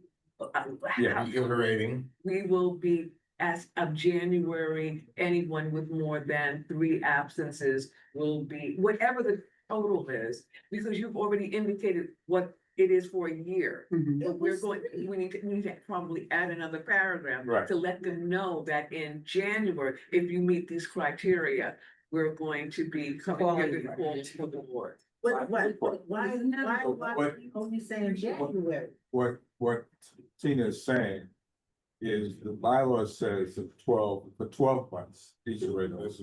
What I'm saying is we want to review it in January. We don't want to wait till the end of the year, 12 months to remove people. We want to review it sooner than that, so we can fill those positions. That's what I'm saying. If need be. Okay, because you're doing, you know what it is? I never knew it to be the calendar year. I knew it to be every 3 months. See, you're doing the calendar year, you don't want it to go, my thing is June, July, but you know, April, May, June, those are 3 months, you got a problem of absence. Right, but Period. according to the bylaws, it won't be reviewed in, say, over a 12-month period. Right. So she's just asking to put something in there And I saying hope I don't find mine. review sooner than that. Right. The bylaw says 12 months, so. The bylaw To said me, what? that indicates a rolling 12 months. It doesn't mean that you're not gonna look at it until we get to that. That's it. Okay, well, That's the way to roll it. I think that's what- more like it. So maybe just that wording, That's what I. you only missed 3 months. I think it's a good point, because I never even looked at it that way. Right. I always assumed that we all Just to thought be- it was, so Right, it so might if you be missed 3 months clarified. and we're only in the 5th month, it's done. Yeah, right, it's done. And people have, and I think, if it's not already, mentioned, and I don't know if you mentioned this, also that even if you are excused and online, you are not counted as part of a quorum. Right, As well. yeah, you have to And physically that, be present. if it's not, if we could also, If we make a change like that, yeah, okay. mention Yeah. that. Because you need it for voting purposes. Yes. Yeah. Wait, good input, thank you. I think that's all I had. Yeah. I've not seen that from both. Okay. District managers report, treasurers, It's included in the package. okay, treasurer's report is included in the package. Right. Good evening all. In addition to my report, I'd like to inform that Commanding Officer Rose and Deputy Inspector Traveris have both been reassigned to new precincts. Rose will be going to the 32nd precinct. Traveris has been replaced with Captain James Moore, our former executive officer, for a little over a year. I'm not sure where Traveris is being reassigned as yet. And we will miss them. What happened to Lopez? Yeah. The executive officer, is that Lopez? Yeah. Which precinct? At 30. Oh, I'm not sure about that. I'm just, the replacement for the 26th Oh. is the executive officer, James Moore. Wow. Also, just a few announcements that are included in my report. And this room indicates heat is needed. The heat program has kicked off and will run through 2026. Regular heat benefits, the season will end on April 7th or until funds are exhausted. Applications are available online, via Access HRA, by mail or fax, in person, at a Heat Benefits Access Center. For further information, visit the HEAT webpage. I'm not sure what that is. I think it's nyc.gov/heat. Seasonal emergency snow shovelers are wanted. Starting pay is $19.14 an hour. You can register at nyc.gov/snow. CB9 will be hosting its end of year appreciation celebration immediately following our general board meeting on Thursday, December 18th. I'd like to thank Walter, Tina, Lydia, Deirdre, Chris for their assistance in getting refreshments. We will be needing help with they're getting help with refreshments and entertainment. Tina, you were looking at someone to do solo or something? It was to sort of lead caroling, but she hasn't gotten back to me. Oh, okay, okay, so if you know anyone, Sunday. Doing it Monday. Monday. yeah. You mean Walter not doing the Sunday? No. Okay, you ain't said nothing but a word. Yeah. I plan to anyway, so. Okay, we gotta My voice is ready. I'm Great. ready. I'm ready to go. We will also need, donations of beverages and desserts, that's still needed. The refreshments that I was speaking about previously are for the dinner. Mhm. So we But still, not for this meeting, this is in general. no, it's at the general board next week. No, but is it for that meeting or the Yeah. distributed? Cause I'm not. Oh, no, it's for, Okay. you'll be eating at the meeting, so to say. Go ahead. So if you know, if you could donate beverages and dessert, please let me know. And I'll donate a cake, a small little cake. A cake at one little cake is something. well, we'll have others, so, yeah. David? The meeting is gonna be at the Columbia space. Yes. So do we have that for a longer period? No, the meeting, if it all goes well, the meeting will be very short. So if everyone arrives on time, we could take care of the business of the board. Lights are flickering 9 Yeah, we o'clock, can right? celebrate and show appreciation to all of you that's worked so hard throughout the year. And other invited special guests will have their as I well. want to say thank you for the time, but now that I sit in the front, I see that the young man, he has, forget what everybody said, he has that clock, and when it goes off, that's your 3 minutes, and I'm very, very proud of the board for having this. Do we have a request letter that we can drop off? Yes, I do have a letter. Okay. Mhm. Did we get the May 8th? Was that confirmed for? Yes, it was. Sorry, guys, I can let people know for Yes. sure. Okay. It wasn't a question so much, just to add to Yutha's comment, we are gonna take a photo. We would like to take a photo of the board, so this. Sunday best. Nice, yeah. So I will send out a message to the entire board.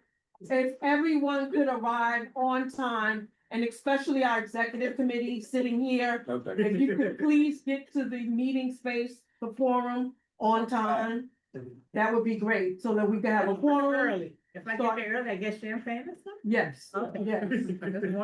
But yeah, we want them to get there early so that we could take a group photo and jump into the meeting and start on time. Our banners is Why are you looking like that, Darren? I didn't even know I was looking like anything.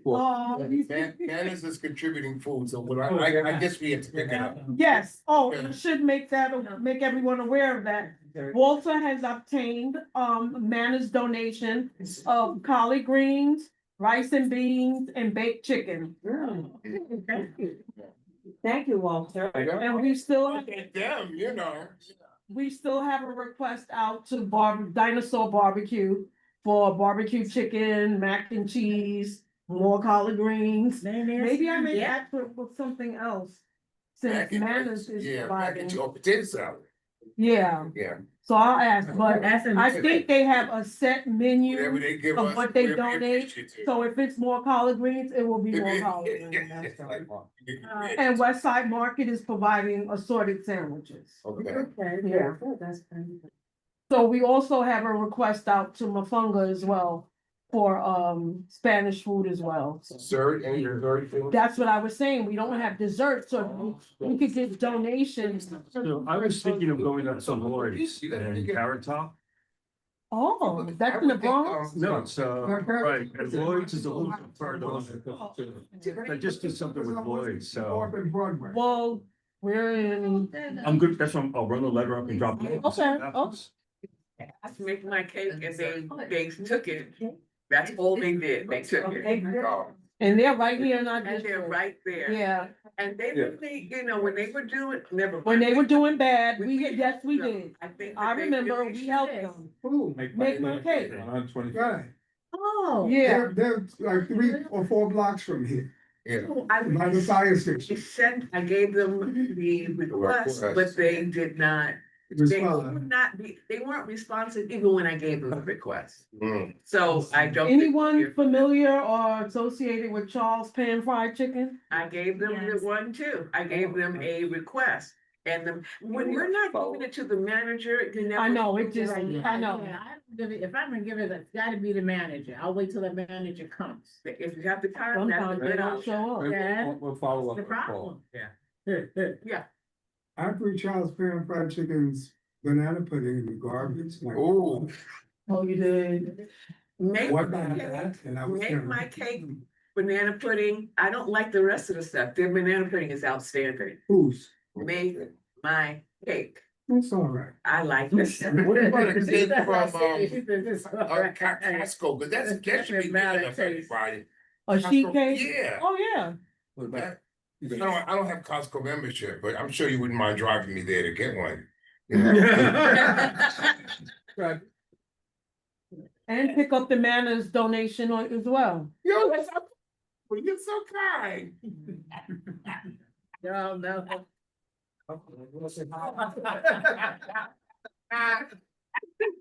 You're pressed into service. volunteers. I'm so glad you're here. It's called zip card. No fun at all. I'll tell you. That's right. I I love that. Okay. Done with your report. Yeah, I love that term. Okay, moving on. 125th Street Bid, bid. okay. There has been no meeting, though. The focus was the holiday lights. Right. And for those who were able to attend, Oh. I hope you had a great time. I feel that we had more floats that were more spectacular and joyous. And the weather wasn't as warm as last year, but a lot of people turned out. It was a really nice time, I I must say. wanted to tell you that, because I was on the float very early. That's And right. The gentleman that you all hired to do the music, that man did Fantastic. not stop playing. Yes. Yeah. He did He's not, great. and he was playing, because I was there, but none of y'all were there. It was just me and Yeah. him was there like an hour by ourselves. And All right. And we were also featured on New York One. Our That's float right. was featured on New York One, yes, yes. So- Uh-huh. Yes, and that was on Channel 5. So and if no one's not cutting you off, Monique, if no one knows about CB9 at the Harlem Holiday Lights, they know. Yeah. That DJ, Oh, he yeah. made sure everyone knew who he was. Yeah, he was there. I'm telling you, he was Yeah. Who was it? Yes, right, but they. Damian Brown, he's from Grand House. Great house. Damian Brown, yeah, he was good. He was good. Yeah, so yeah, that was the highlight. I assume the bid will meet sometime in the new year, hopefully January. Well, Monique, the other highlight is the opening of the Studio Museum of Harlem. Fantastic, fabulous. That wasn't Architect- on the agenda, but if you haven't Yes. been there yet, it's been open Fantastic. now, Yes. what, 2-3 weeks? Yes, on Monday, Tuesday, they're closed. Yeah. They're open late Fridays and Sunday to 9 o'clock. And it's free on. Become a Sunday. member, support. No, They it's have Community Board 10, we're not going. Okay. You sound like Trump.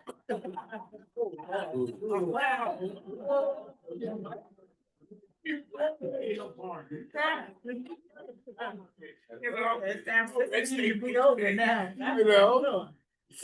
No, we support like Okay, artists. what else we got going? Okay. So one other announcement was the guided Riverside. What's the name of it? They're welcoming the Resource Center. Bakersfield Resource Center. Yeah. It's a great resource center and they are offering a lot of services. How to assist with helping you fill out your SNAP benefits application, rental assistance. They Yeah. have job assistance programs, just to name a few, legal assistance again, food resources, free phone and utility assistance. So if you know anyone in need of these services, I would refer them to Goddard, and they're at the Manhattanville Resource Center located at 1430 Amsterdam Avenue, building number 4. And they're open Monday through Friday, 9 to 5. They accept their last appointment for legal services at 4:15. The flyers are included in your packet and available on the front table. It's in you, it should be one in your package. These are good. Right, I had the opportunity to go there today with a resident from Manhattanville who was behind in her rent. And she was very upset that she had an eviction notice. Oh, yeah. And that nobody was helping. She said she had gone there before and didn't really get satisfaction. Mhm. And I said, I'll come down and we'll go to management together, find out what to do. She hadn't filled out some paperwork that needed to be filled out, signed it. And then we went here and they are going to help her with a one-shot deal with social services, so she can stay in there. So You know, very she good. didn't have the funds to pay the rent. Well, what happened was she did not fill out the lease and recertify, so she was paying her part, but Section 8 wasn't paying their part. Ah. Her Section 8 was interrupted. Right. That. Now it's Section 8, right, he was paying her. Was there a Right, they was reason why she didn't fill out her paperwork? But that, It is a thing, it happens. Yeah. Section 8 or not, that does not pay the rent. Right. That's all that's. Because she's on that part, Section 8 part hers, so they weren't paying her, she was paying hers. But the management company don't care. They don't care. They like, the rent's not paid, and, That's the bottom line, the rent's not paid. so she's, No, yes. I was gonna say that there was a bit of a reorganization that kind of led to it, where the NYCHA, there's a community engagement division that deals with economic development and all, like social services, a variety of things. And part of the changes was the department that specifically worked with rat attack sites no longer exists. They got completely dissolved. This happened in September, and then they reorganized resident engagement, which used to be renamed 2 years ago. Now it's renamed back to resident engagement. But essentially now the idea is the same way that like NYCHA has the neighborhood model with several clusters of developments. There's now a person who's kind of like that designated end all be all for like to get connected to different stuff. I could tell they haven't fully fleshed it out yet. So I'm sure as they figure it out. So is there someone for this area that does that? Yeah. Can we- I'm hoping like for the coming new year, we could have them come and Yes, actually that's talk what I'm about saying, it. yeah, okay, great. Alrighty, moving on, committee reports, can we keep them short?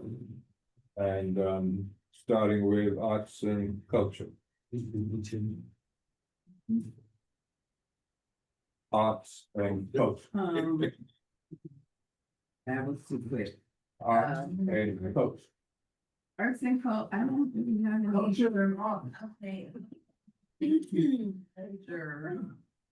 To say, Okay. we had a beautiful lively meeting. Let's see, really quickly. Yeah, we had a lively meeting. Everyone, please just, look at our minutes. So I can't think of anything that needs to. We had a few guest speakers, actually, some, Stephanie Nelson, and we also had I hope I'm saying the name right, Sean Antwerp, I might be saying the name incorrectly. However, they were just informative of a few events that were coming up, which you weren't sure we'll see in a minute. And I was able to, of course, share some of the grant readiness information that we also had found from OCM. A few collaborations and some updates regarding our parks, which restoration and refurbishment of Annunciation Park for the arts and community use, which of course was approved. And we had time to discuss the distribution of art related emails with Tina and clarifying the process and addressing any concerns and about any duplicates. And anything else you wanna just share, since it was pretty basic. No, it was the grantees and who are doing wonderful work, but nothing in particular else I don't think to, Savannah. Yeah, Savannah Bailey McLean did stop by to talk about the fact that her organization is looking for a place and she may have found one, which is actually down the hill. So that's it. But she did not ask for support. Yeah, she didn't ask for a letter of support or anything. No. Okay, seniors. Real simple, dancers from a variable population came. They are so lively, they gave us some great, I mean, I was sweating, I was actually sweating with the exercises that they did with us, yes. They're just fabulous, so they're coming to our May event, we're just starting to discuss food. I know we're limited, so we're gonna have to sit down and figure that out, cause you know, I want to ask them to come too, about the vote thing, because I just want to have something where the seniors can be involved. And we'll be traveling, we're gonna start probably February, or we may start with Jackie Robinson, but we're gonna start hitting the senior sectors through one of our meetings. I have a laptop, I think we can set that up so it could be recorded and everything, so. Anything else, anything? Okay, moving on. Thank you, both. LPP? Yeah, the LPP established forum, we've moved back to chronic absentees. We've been really doing good work in terms of digging into many just procedures and protocols, just trying to really get on the same page about how to have meetings flow. So proud of that work. I think it's part of what helps us to be effective. We had one presentation, which was really exciting, from Riverside Park Conservancy, who's doing a 4-year woodland restoration project in Riverbank and Riverside Park. It's a $3.25 million project that's gonna occur across 4 years, and the goal is to really restore 7 acres between 143rd to 153rd of forested parkland, and really just take care of what we have. So it was a tribute to what we already have in our neighborhood and the importance of really taking care of it. And so the way they're doing that is the project is gonna involve clearing debris, like major trash cleanup, really managing invasive plants, the things that get in the way of the tree canopy growing as healthily as it can, planting native trees and shrubs, and installing erosion control measures. So interesting to hear today's sort of maritime access and care. This is sort of the map part of that. And the money isn't coming from Parks budget, which was really exciting. It's not taking away from our other parks who may not have conservancies. They've got a donor who's providing the funds, and they're starting right away. So 2026, you're gonna start seeing some real landscaping and curating and care of our natural green spaces. The other piece was we're trying to get ahead of the mayoral transition. So we reached out to LPC, and asked for someone to join our meeting. And we got crickets, and we followed up again and finally got an answer from them saying they don't attend individual community board meetings because their team is so small. But what they do is host borough-wide sessions. And so they said they plan on having one at the start of 2026. We said, please let us know, because we've got lots of homeowners with really complicated questions around landmark designations and how that sort of impedes on repairs and renovations. So those were the 2 big pieces. And yeah, you might be seeing some shifts in our community, so we're just trying to. Question for you, suggestion, maybe you can reach out to them regarding the sailing program, just put them on notice, what might be coming their way. Yes, We can we talk also about that. Riverside Park Conservancy also to see what they. And a quick point of observation, they put 4 trees between, on 149th between St. Nicholas and Amsterdam, 2 on my block and 2 across the street between Cobb, yeah. It's really nice, It's really not just nice. aesthetics, they're health. Yes, really nice. They've done a lot. Yes. UST. Oh, yeah, UST, so we did not have great attendance from NYPD. The only, I think only the 30th was present, so Captain Rose and Officer Strimmer, they usually come to the meetings, but, you know, noticeable absences from the 2-6, PSA 6, transit. We also did not have any representation from MTA, we've been asking them to come, update, FDNY, I know we've asked before, but we really want someone to attend if possible. I think they attend the monthly captain meeting, right? Yeah, but they've been delinquent, so I gotta contact them. I know at night, their contract does not require them to attend evening meetings. But they can attend mine, but they haven't been, and I'm gonna give them a call. Yeah, so I mean, if they, it'd be nice of them to at least show, I'm not saying they should show up every month, but at least some FaceTime. No, I understand, but they, Yeah, so DOT was there, we spoke to Lyle on a number of issues. You know. The thing that came up was the pilot on Convent Avenue, that with regards to, I guess they're allowing people to park on Sundays there. Calvin Avenue Baptist Church. Yeah. So we were just asking like, how long is that gonna be? You know, has it been beneficial? So these are things that he was trying to get answers for. I don't know if you've heard anything about that.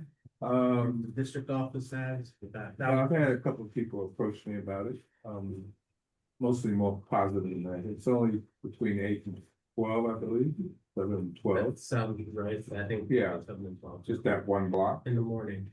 Diagonal. I don't think it's that bad. What the issue was, they were, which they normally do, was double parking on 145th Street, but now with the buses giving out tickets, you know, automatically people getting tickets. So I think they asked for that to happen. I haven't gotten any, we haven't gotten any. Comes to the. Okay. has T heard about the closure of that exit, the Henry Hudson Parkway exit at 125th? That was a topic, that was raised to Lyle. He said he was gonna find out more about it in terms of, we know it was closed during the summer. He did not have an answer in terms of when it will reopen and if there's active work there. So, Get off the highway. no, not right now. Not right now, and they're looking to close this permit. So there was, I'll send it to you. There's an article in an online paper called the Street Blog, right? And it says that since it's been closed, some community residents have asked that it be closed permanently so they could use it as a pedestrian walkway.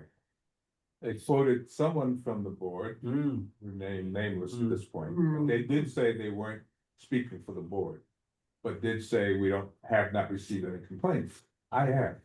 I have people asking, when is it gonna reopen? Because to get on the next exit is 158. It's too far. I normally have to tell the Uber driver, no, don't get off at 125th, go to 158. And I've noticed the last several times I've been door, I haven't had to tell them, so this is. Close. Close for.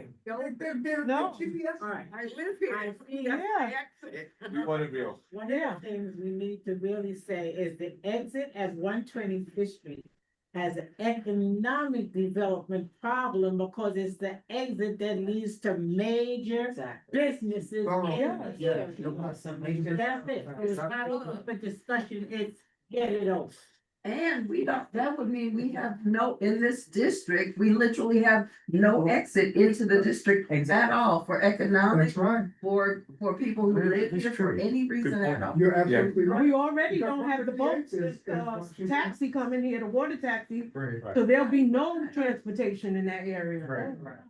So. No. I wrote an article for the Street Blog, it hasn't been published yet.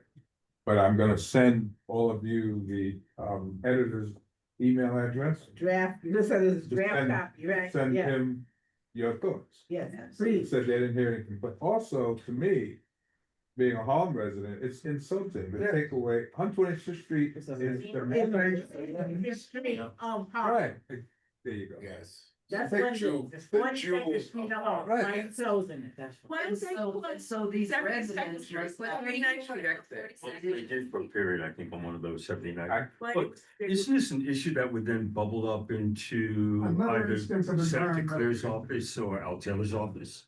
Yeah. When I asked DOT, they had not heard of it, any plans of that. It's just wishful thinking, I think, of something this far. But before it starts going anywhere, we need to stop. Yeah. If you, to me, if you know 42nd Street, Yeah. then you should know 125th Street. Agree? And what the two things are all. And what it means. Absolutely. There's concourse in the Bronx, there's Something. areas that you shouldn't. It really is. That was closed. So I'll send the information and please Yes. send something to. Yeah. I was gonna say, we should also, share with CB10 too, so Yeah. that. Yeah, we could do that. And what's the justification for the closing? I'm sorry. Do we know? Pedestrian walk. Oh, well, no. Excuse me. I think most write a resolution. That's what I was gonna say. Yeah. Yes, yes. I'll second that. That's what I'm saying. I don't think that. And maybe a joint resolution with Ken. No, okay, let me back up. The reason for the closing right now is work's being done. Okay. Okay, But they wanna extend that closure permanently all right. as pedestrian plaza walkway. Okay. Please, that don't be for certain part of the year. That's to say a form no now. Supposedly there's no active work right now. So the work had been taking place. Right. It has seemed, has stopped. Because the The top. weather. The The weather, right? It was falling apart, and so they think it was like unsafe to continue work. And so now people are using it, and I think some folks are like. Pedestrian walkway, some folks wanna turn it into a park, some folks want to real. Oh, Park is right there. Nice idea. Oh, Riverside. Yeah, The yeah. only concerning thing is that there is no estimated time of completion. Right, that's what I want. And That's that's crazy. No, Yeah. that's been out. That's because we did not, we have not, I did not know. It's been out since late spring, early summer. I did not, know, because my whole thing was, my committee should have already submitted a thing that says the importance of this particular exit, the effect it has on the community, the importance of 125th Street, and don't make me have to call you again. That's what they need. Okay, resolution can come out of your. Or is it economic development? Hey. Yeah. And economic. Alrighty, move on, housing, land use and I zoning. had one more thing. Oh, We also got a presentation from Open Plans NYC. It's a nonprofit organization and they did a talk about low traffic neighborhoods. The proposal is, it would mean, what they were trying to share the vision. It was like to bring awareness. They've been going to different community boards. To cut traffic, the car traffic, trucks, stuff like that, through the smaller streets, only allowing, the major corridors like Broadway, Amsterdam, the side streets would be cut off to. Close them? Yeah, you would close them. You could keep them open for parking, but during the day, really permanently, like how they do it in other. Personal vehicles. Yeah. What it sound like. Yeah, you would close it. They do this in London, they do this in Barcelona, where they close these neighborhoods and they're pretty much open. Like what they did to Times Square, basically. Yeah. Like what they pedestrian. So they made this presentation just to let us know, like, hey, we're, as a major city, we're behind in this. We're not utilizing our space efficiently. So again, we let them talk, we let, everyone had an opinion, but I'm trying to remember what was the outcome. Do you remember? They want some level of support and suggestions from the community for a pilot. A pilot area potentially could be something like Common Avenue between 100 and say 38th Street and 145th. And they're advancing this as something like. No, it has, As I remember, it was interestingly, most north of 135th Street. And I said it was most north of 135th Street. What And avenues? Well, they were asking the board to make suggestions. yeah, and as I think about it, based on the descriptions that they shared with us, south of 125th Street, there is not going to be anything that will work for them. Okay. Always our neighborhood. Always our That's neighborhood. very interesting. We have more green space. We're known for our green space. We have plazas, we have parks, we have the whole Broadway Mall situation. We have quite enough. Why would they close our streets? The streets that thankfully, like when we're driving around, I like to be in the cut. I don't like to be in the main traffic. So thank God there's a Convent Avenue. Yes. So why would we, if it's already lightly traveled, why would we close it and force the few people that do use it to have to go into the fray? It just makes more congestion. Why do we do that? Like this ain't broke. And this ain't Convent 42nd Street. Yeah, this is not Convent broke. And why are they bringing that to, why are they bringing that again to our neighborhood? Wait a minute. Do it down. You know here. what? I submit that they thought that they could get away with it. There you go. And so far as I'm concerned, you have me willing to help stop it. Thank you. People live in our neighborhood. They do actually. Yeah, they did. They did. Said he did. Right. One guy lived not far from here. How long they been here?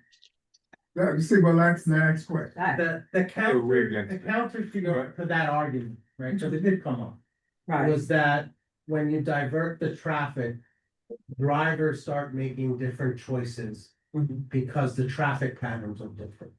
And it also, the residents within the community, which the large percentage of our community don't have cars, would walk more, and they would use bicycles. This is New York City. We walked. We Hello. walked to the subway. Hello. We walked to the bus. We had all of that. You don't have to make that happen in this city because Well, no, most I'm of an aging population don't and I have need cars, transportation. which is why there's not a problem. You always go transportation. on Convent Avenue and circumvent the traffic. But now they want to make it so you can't even circumvent the traffic. Tell them to do it. They don't like. You can't get a second ride in there, you can't get a taxi in there. I'm sorry, But I- freedom is not. So it would seem that there's consensus among us that we're not in. Against it. The other I don't know if there's, I mean, Go ahead. it's my personal opinion. Yeah. Like, I would like to see what the proposal is, because I feel like we're hearing a lot about like what the proposal could be, but like, I think, I think there are like a lot of examples, like I know we've done like the Brotherhood, sister soul. not like brother and sister soul, like a lot of sort of street pedestrianization is like the bike thing that we do, like, I think there's a lot of open streets, that's the word I'm looking for, where I think that has turned out well, but I think, I would like to see what it looks like in this specific proposal before I feel like, We already doing it a lot. Though. Yeah. We have that. We have it a lot of places. We have a lot. That's We what I'm have saying. brothers of We soul. could take a We look. have the Yeah. green I'd like to spaces. look at this. Why do we have to do, why does every street have to be that? How come there can't be some streets that are just not that traveled street, you know what I mean? So you can get out of the traffic. The other issue I have, yes, part of So Yeah. if you, those people should be able to have access to their car or to just split door. it. So the other issue I have, living on Riverside Drive, right? That traffic day and night is horrific. Now, if you close something else and force them to go to Main Street, Broadway, Amsterdam, whatever, they're gonna come there. So the argument, and this is not for this specific thing, but I think sort of like, you know, sociologically on like at scale, like what happens, like in the same way that when you open up another lane in a highway, like what you end up creating is more traffic because you incentivize more drivers to use the highway and they take up all the available space. What actually generally happens, and I think this is sort of what you're referring to, when you like close a lane on the street, you actually sort of decrease the amount of traffic that those remaining drivers are experiencing. So I don't know. They go somewhere else. We just did that on Broadway. We Yeah. took out, we No, took out lanes on sometimes- all our major streets. Go ahead. That's what I'm saying. Go ahead, I'm Karen. not here for that part. Let him finish, please. Thank you. Okay, I'm sorry. And we're. My feelings about this. I think a lot of people got a lot of strong feelings about it. Which is why I just wanted to suggest that, you know, we look at the proposal, like if there is a specific proposal, like I'd love to see it before I can like have a specific opinion, because it might be a terrible idea. Did Like, I the just- committee already look at it? What was the consensus? They just. They didn't ask us to take, Right. like, they didn't ask for resolution or some sort of. It was just more information. It was more of an awareness campaign. I make a They're- motion that we do a resolution. We can take a look at it. I'm not in favor of it. And let me say this also, I'm a bike rider, right? But I ride during the summer. I ride on the Greenway path. Everyone's not physically capable of riding a bike.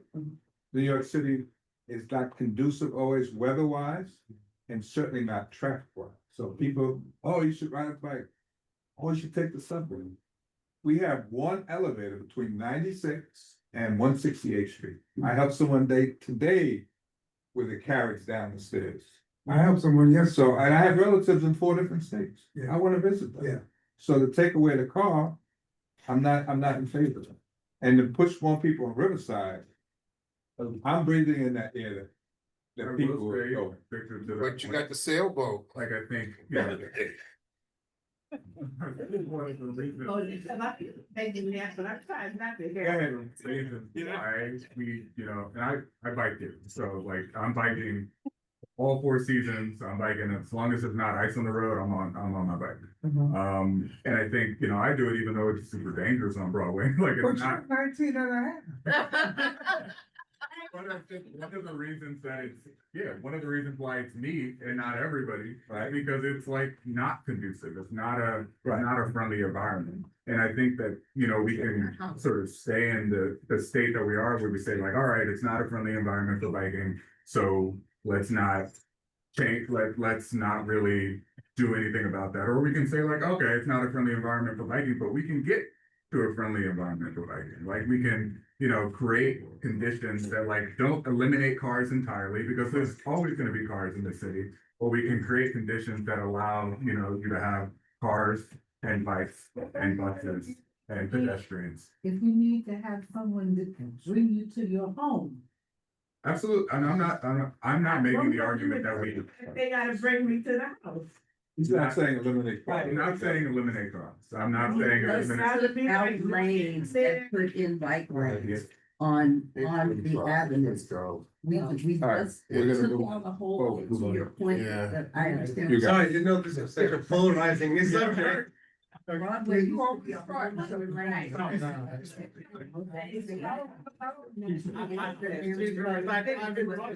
us We to can- talk about it. So we can look at it, but Okay. 6:30. next up, housing, land use and zoning, please, let's go. We are I think we have, approaching 9 o'clock. we have considerably less controversial Let's- meeting. Yeah, And, people, so we met on Tuesday. It started out with an incredibly interesting presentation, which Victor alluded to, by Sean Rickenbacker. Is the head of the. speak a bit there. Speak up a bit. Okay, sorry. This presentation by Sean Rickenbacker, who's the director of the JMAX Bond Center at DC NY School of Architecture. And he presented this equitable development index tool, which is a digital tool, which essentially mines data from Euler applications and allows community boards,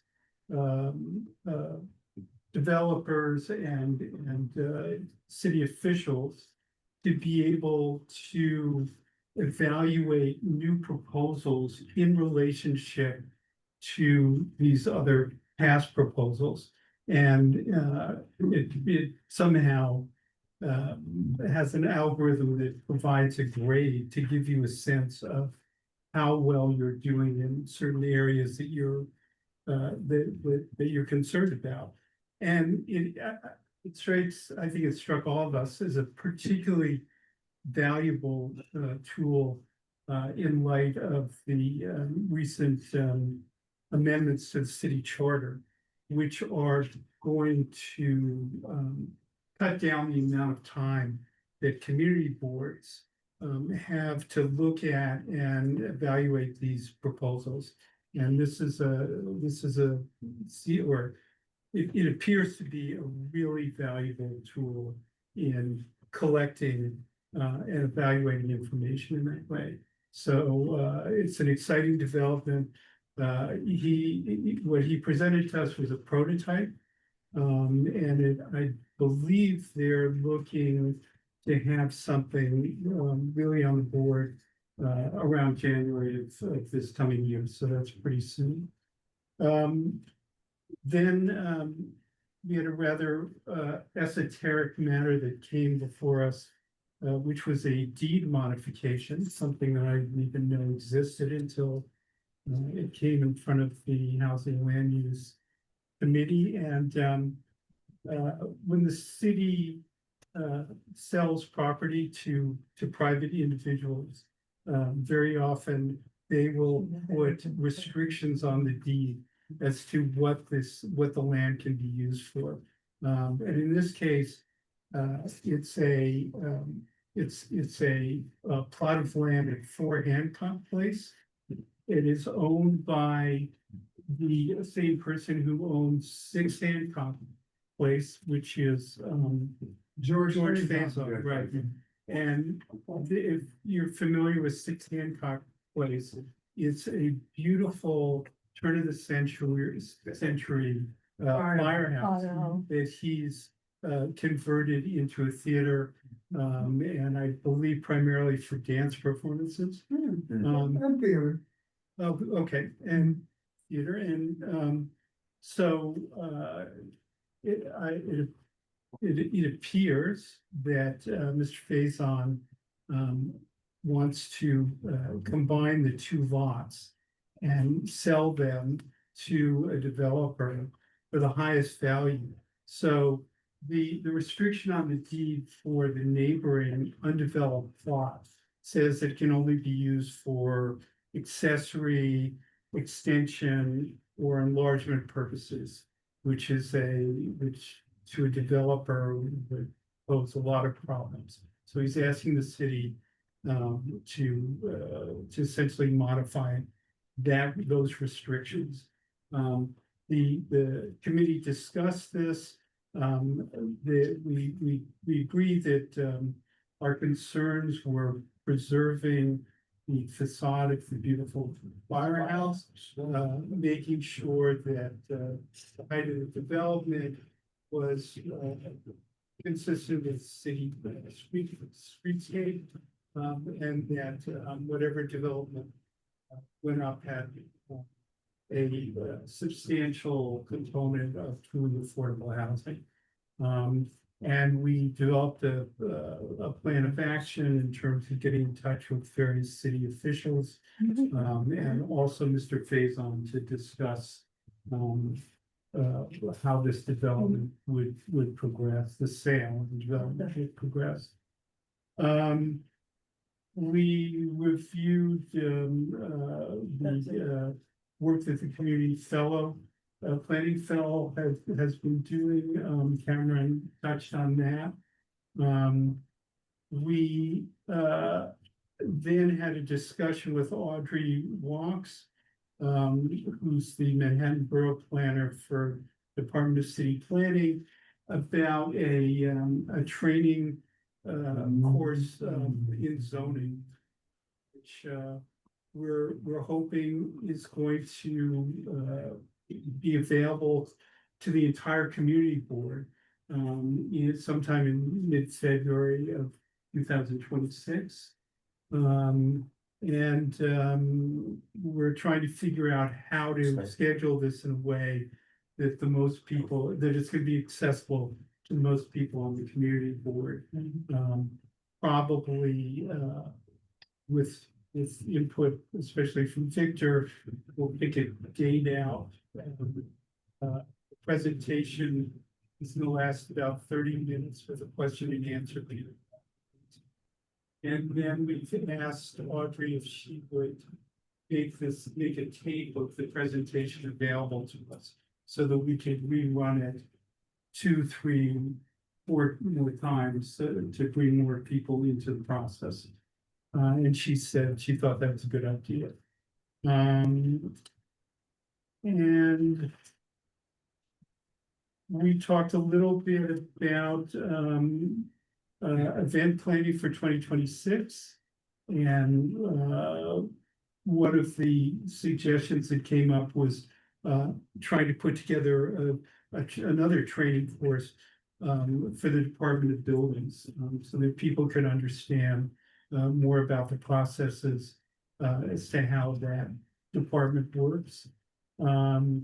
Trainings on housing, landlord tenant issues, and Sydney's suggestion, which everybody thought was a wonderful idea, trying to get together with other community board housing and land use committees, so that we could discuss common issues and how we deal with them, which seemed like a real yes. And that's pretty much it. Okay. I got the signal, so. Yeah. Health. Laquita, you got it? Speaker. You're muted. You're muted. Yeah. We can't hear you, Laquita. There we go. Thank you. Hello, everyone. I know that earlier in our meeting, Cameron touched on the Legionnaires and the activities of our community fellows. So, and so did Victor. So I'll skip that part in terms of the highlight of our committee meeting. But we had good attendance. The meeting was able to start at 6:40 p.m., I believe it was, in terms of having a quorum. So that's a little problematic for us, and so we'll continue to work with that. We were honored to have Ryan Health Center present to us their new facility to be located in the same building as the Emma Bowen Center on West 135th Street. And it will be very upgraded from what they have now at their current centers. One is the Thelma Adair, and then of course the Ryan Center on 97th Street, and then they have another one at 100th Street. We were excited to hear about it. They're not asking for any letter of support or resolution of any sort at this time, but they wanted to present it. I thought it was interesting in terms of our district needs statement, where our committee presented that we wanted to have another health clinic in our area, in our district. So they are helping to provide that. They're offering offices for some services like doula. They will not necessarily have doulas working out of their office, but they'll provide some facility for them to rest or be able to get information or to meet with other clients. They'll have podiatry. They'll have a number of the services that a number of FQHCs have, but they expect it to be vigorous and to have enough doctors to service the patients that they anticipate being able to use it. It doesn't mean that we don't need, that there won't be some services that will still be needing, but they added into their services the need for more endocrinology, for example, because of the high rate of diabetes. Now, the other highlight is that in terms of events going forward, I'll just mention there was enthusiasm and support for a proposed public health forum, hopefully in March, maybe April, related to 250 years of the Declaration of Independence that's being celebrated next year, with our look at the struggle for health equity or equity in public health over the years of that period. So those I would say are the highlights with Ryan Health and celebrating 250 years and what has happened in terms of trying to get health care equity, public health, particularly over that time period. If I left out anything else, I know Monique, Cameron, you guys were also there.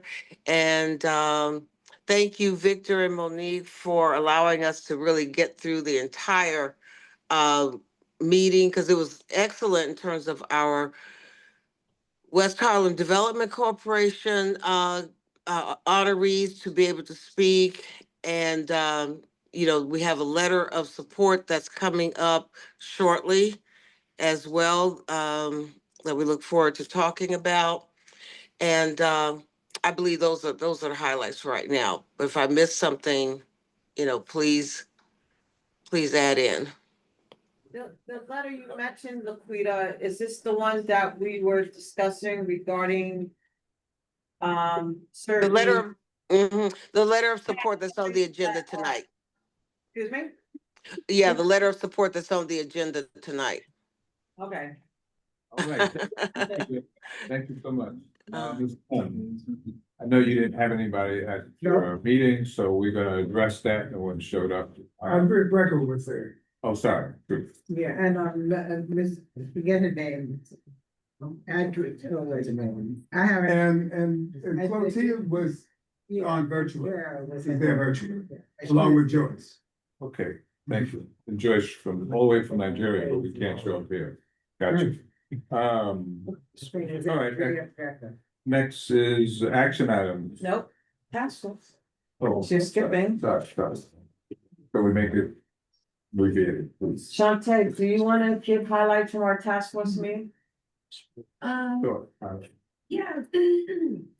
So the meeting took place November 25th, where we were able to have a representative from OCM, Julian, who was able to present to us a great presentation on cannabis use and disorder. It was a very thorough and a very good presentation, actually. Also, it gave us more information about medical cannabis and the importance of consulting with your physicians when it comes to any of this.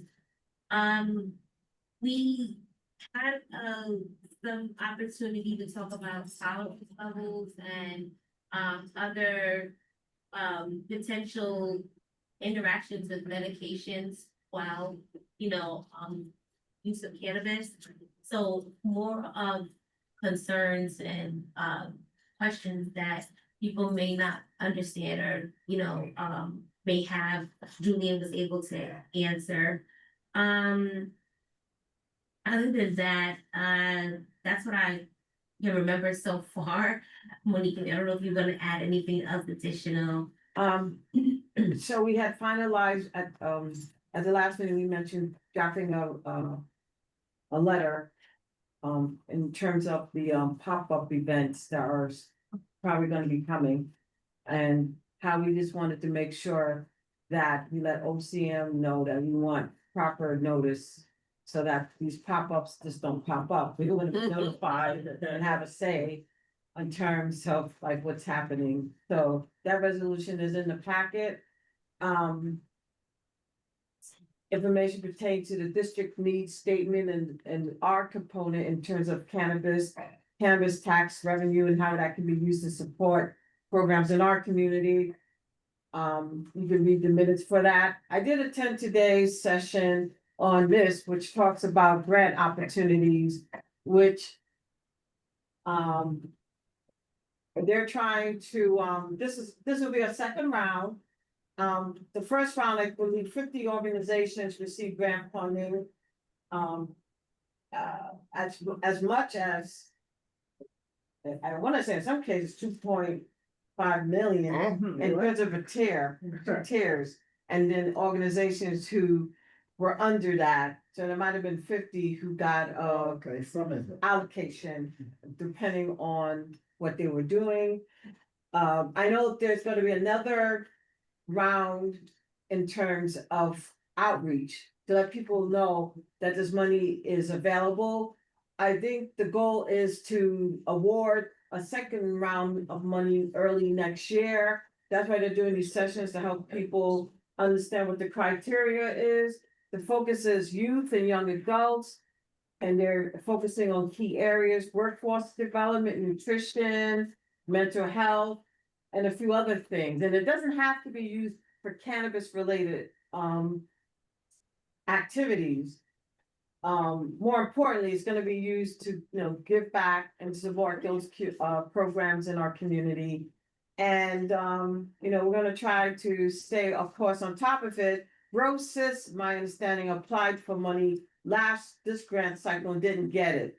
My hope is, and if they couldn't get it, because they're pretty, pretty well established, it shows you how rigorous the process is, but the goal is to encourage as many organizations to attend and try to get support out there so that we can get some CBO from our district to be successful in getting the money, which we deserve.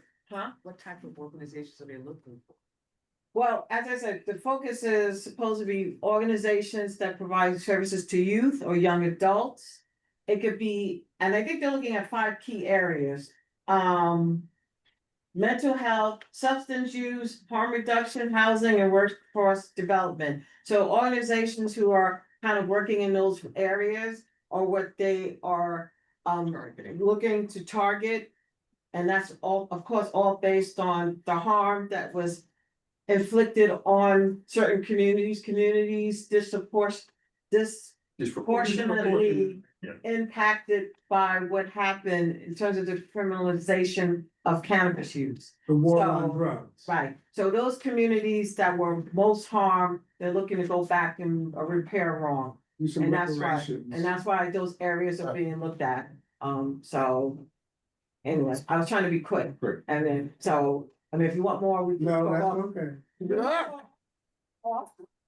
But I wanted to share that. So, okay, thank you. The Community Board 9, Same Gender Living LGBTQ Task Force meeting was tabled. Thanksgiving is the 4th Thursday of the month. In the interim, we have reached out to and gotten one commitment from DIFTA, Department of Recreation. Yeah, from our old friend and colleague Madison Ayala to make a presentation to the task force this month. And also we have talked with Ali Forney, who are opening a new site for homeless LGBTQ youth in Hamilton Heights. About they're making a presentation as well. When? The 23rd, which is the last Tuesday of the month. I'm sorry, when is the facility going to be open for Well, that's what I'm looking for them to tell us, but this is not know all of them. No, no, Yeah. That's what we're looking to be included in. Yes, It'd be great All to right. let our high schools know that. right, Yes. absolutely, absolutely. Anyway, thank you. And just in strategic planning in 1 minute or less, we're meeting on Tuesday, this coming Tuesday. We will be chatting about the bylaws. We are pulling bylaws in from other community boards. So we're gonna take a look at that in best practices and of course, as related to the CU, Columbia University Community Benefits Agreement. We've had a bunch of great meetings, so we'll talk about that on Tuesday also. See, did that nicely in 1 minute. Yes, clap, clap, clap, clap. Quick question. No, Yes, actually, Walter. I'm sorry, I should have, done this, kind of this task force, but, the letter, the November 21, 25 letter, I just hadn't noticed that the stationery was 1618 Old Broadway. We changed that. Yeah, so, yeah, That was changed, because Monique alerted us the next morning, Okay. and I personally sent it out. We have it on file. Right, we just need to be careful, because we got burned on that. Oh, yeah. Thank you, yeah, I did catch that, and, it was corrected. And I saw that the website was changed. So, Thank you. Thank you. All right, I think I covered all the meetings and task force, correct? Here, action item, letter of support for one big beautiful bill act coming out of where? Health and environment. Health and environment. And so it's completed. It had a lot of support from the committee. We are voted unanimously to accept it. The letter of support is in favor of adding to the professional degrees area. And I don't have the letter right in front of me right now because of how I'm situated, but public health, health administration, and other professional degrees that were omitted from the federal listing. And doing so can help save many jobs where particularly women and people of color are working. And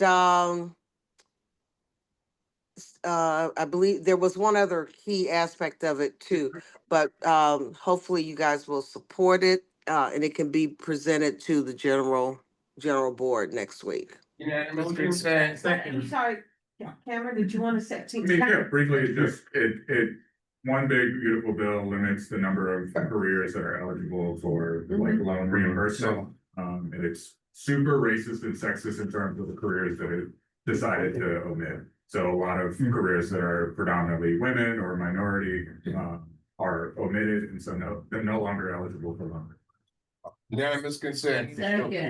I was just gonna add, it also targets the industries or the professions that tend to dissent and advocate and disrupt oppressive policies. It's another angle. Unanimous consent. Yeah. Second. Thank you, everybody. Thank you, Health Committee. New applications and temporary retail permits applications. Yeah, so, the number 2, this is Sweet Bar Lounge Corp. They actually came before UST, in November of 2024. Okay. And we had approved their, application at that time. Now, they are up for, it has taken a year for them to wait. There's such a backlog when it comes to new applications, that in that time, they had made a change to their business where they're adding karaoke. And there was an amendment to their application, and that caused SLA to say, hey, you gotta go back to the community board and get, this waiver from them. But their hearing is, I believe, on Monday, so the executive board needs to take action. Unanimous today. consent. So you're asking the executive board to take action for the full board? Correct. Unanimous consent.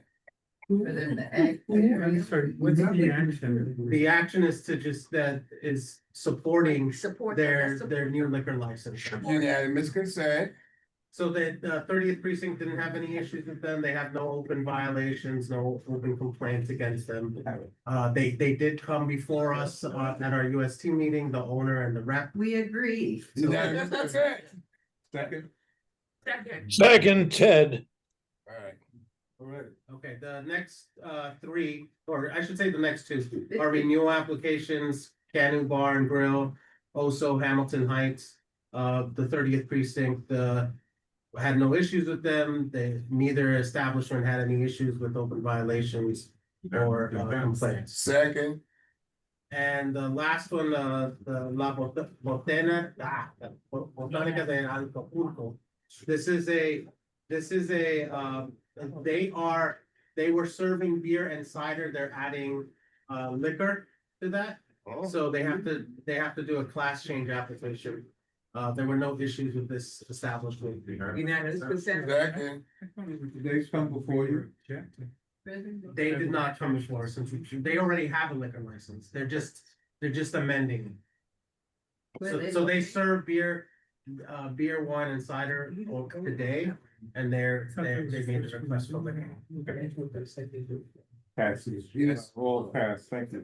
What about the new application and temporary retail permit for Sweet Bar Lounge? Yeah, Sweet Bar was the one that.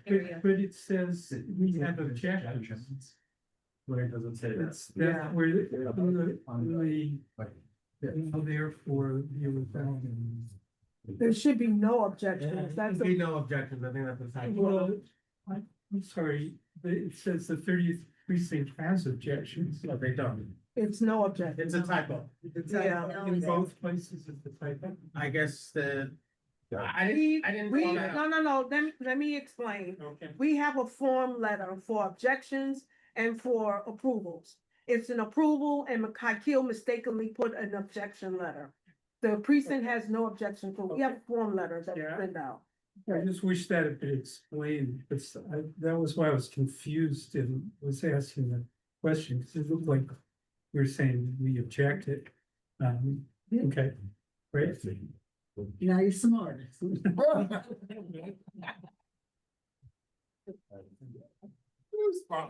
It's fine. Anything else? You have any? Okay. Oh, any old business? Walter, I'm sorry. I'm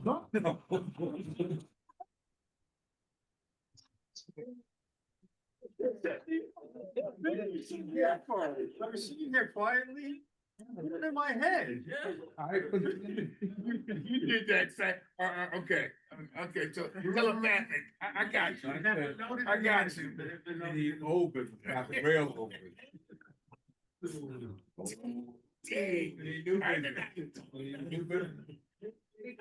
Motion to adjourn. Second. 9:14. Good one, my buddy. Meeting adjourned. Now I know I gotta come for two of y'all. I gotta still get.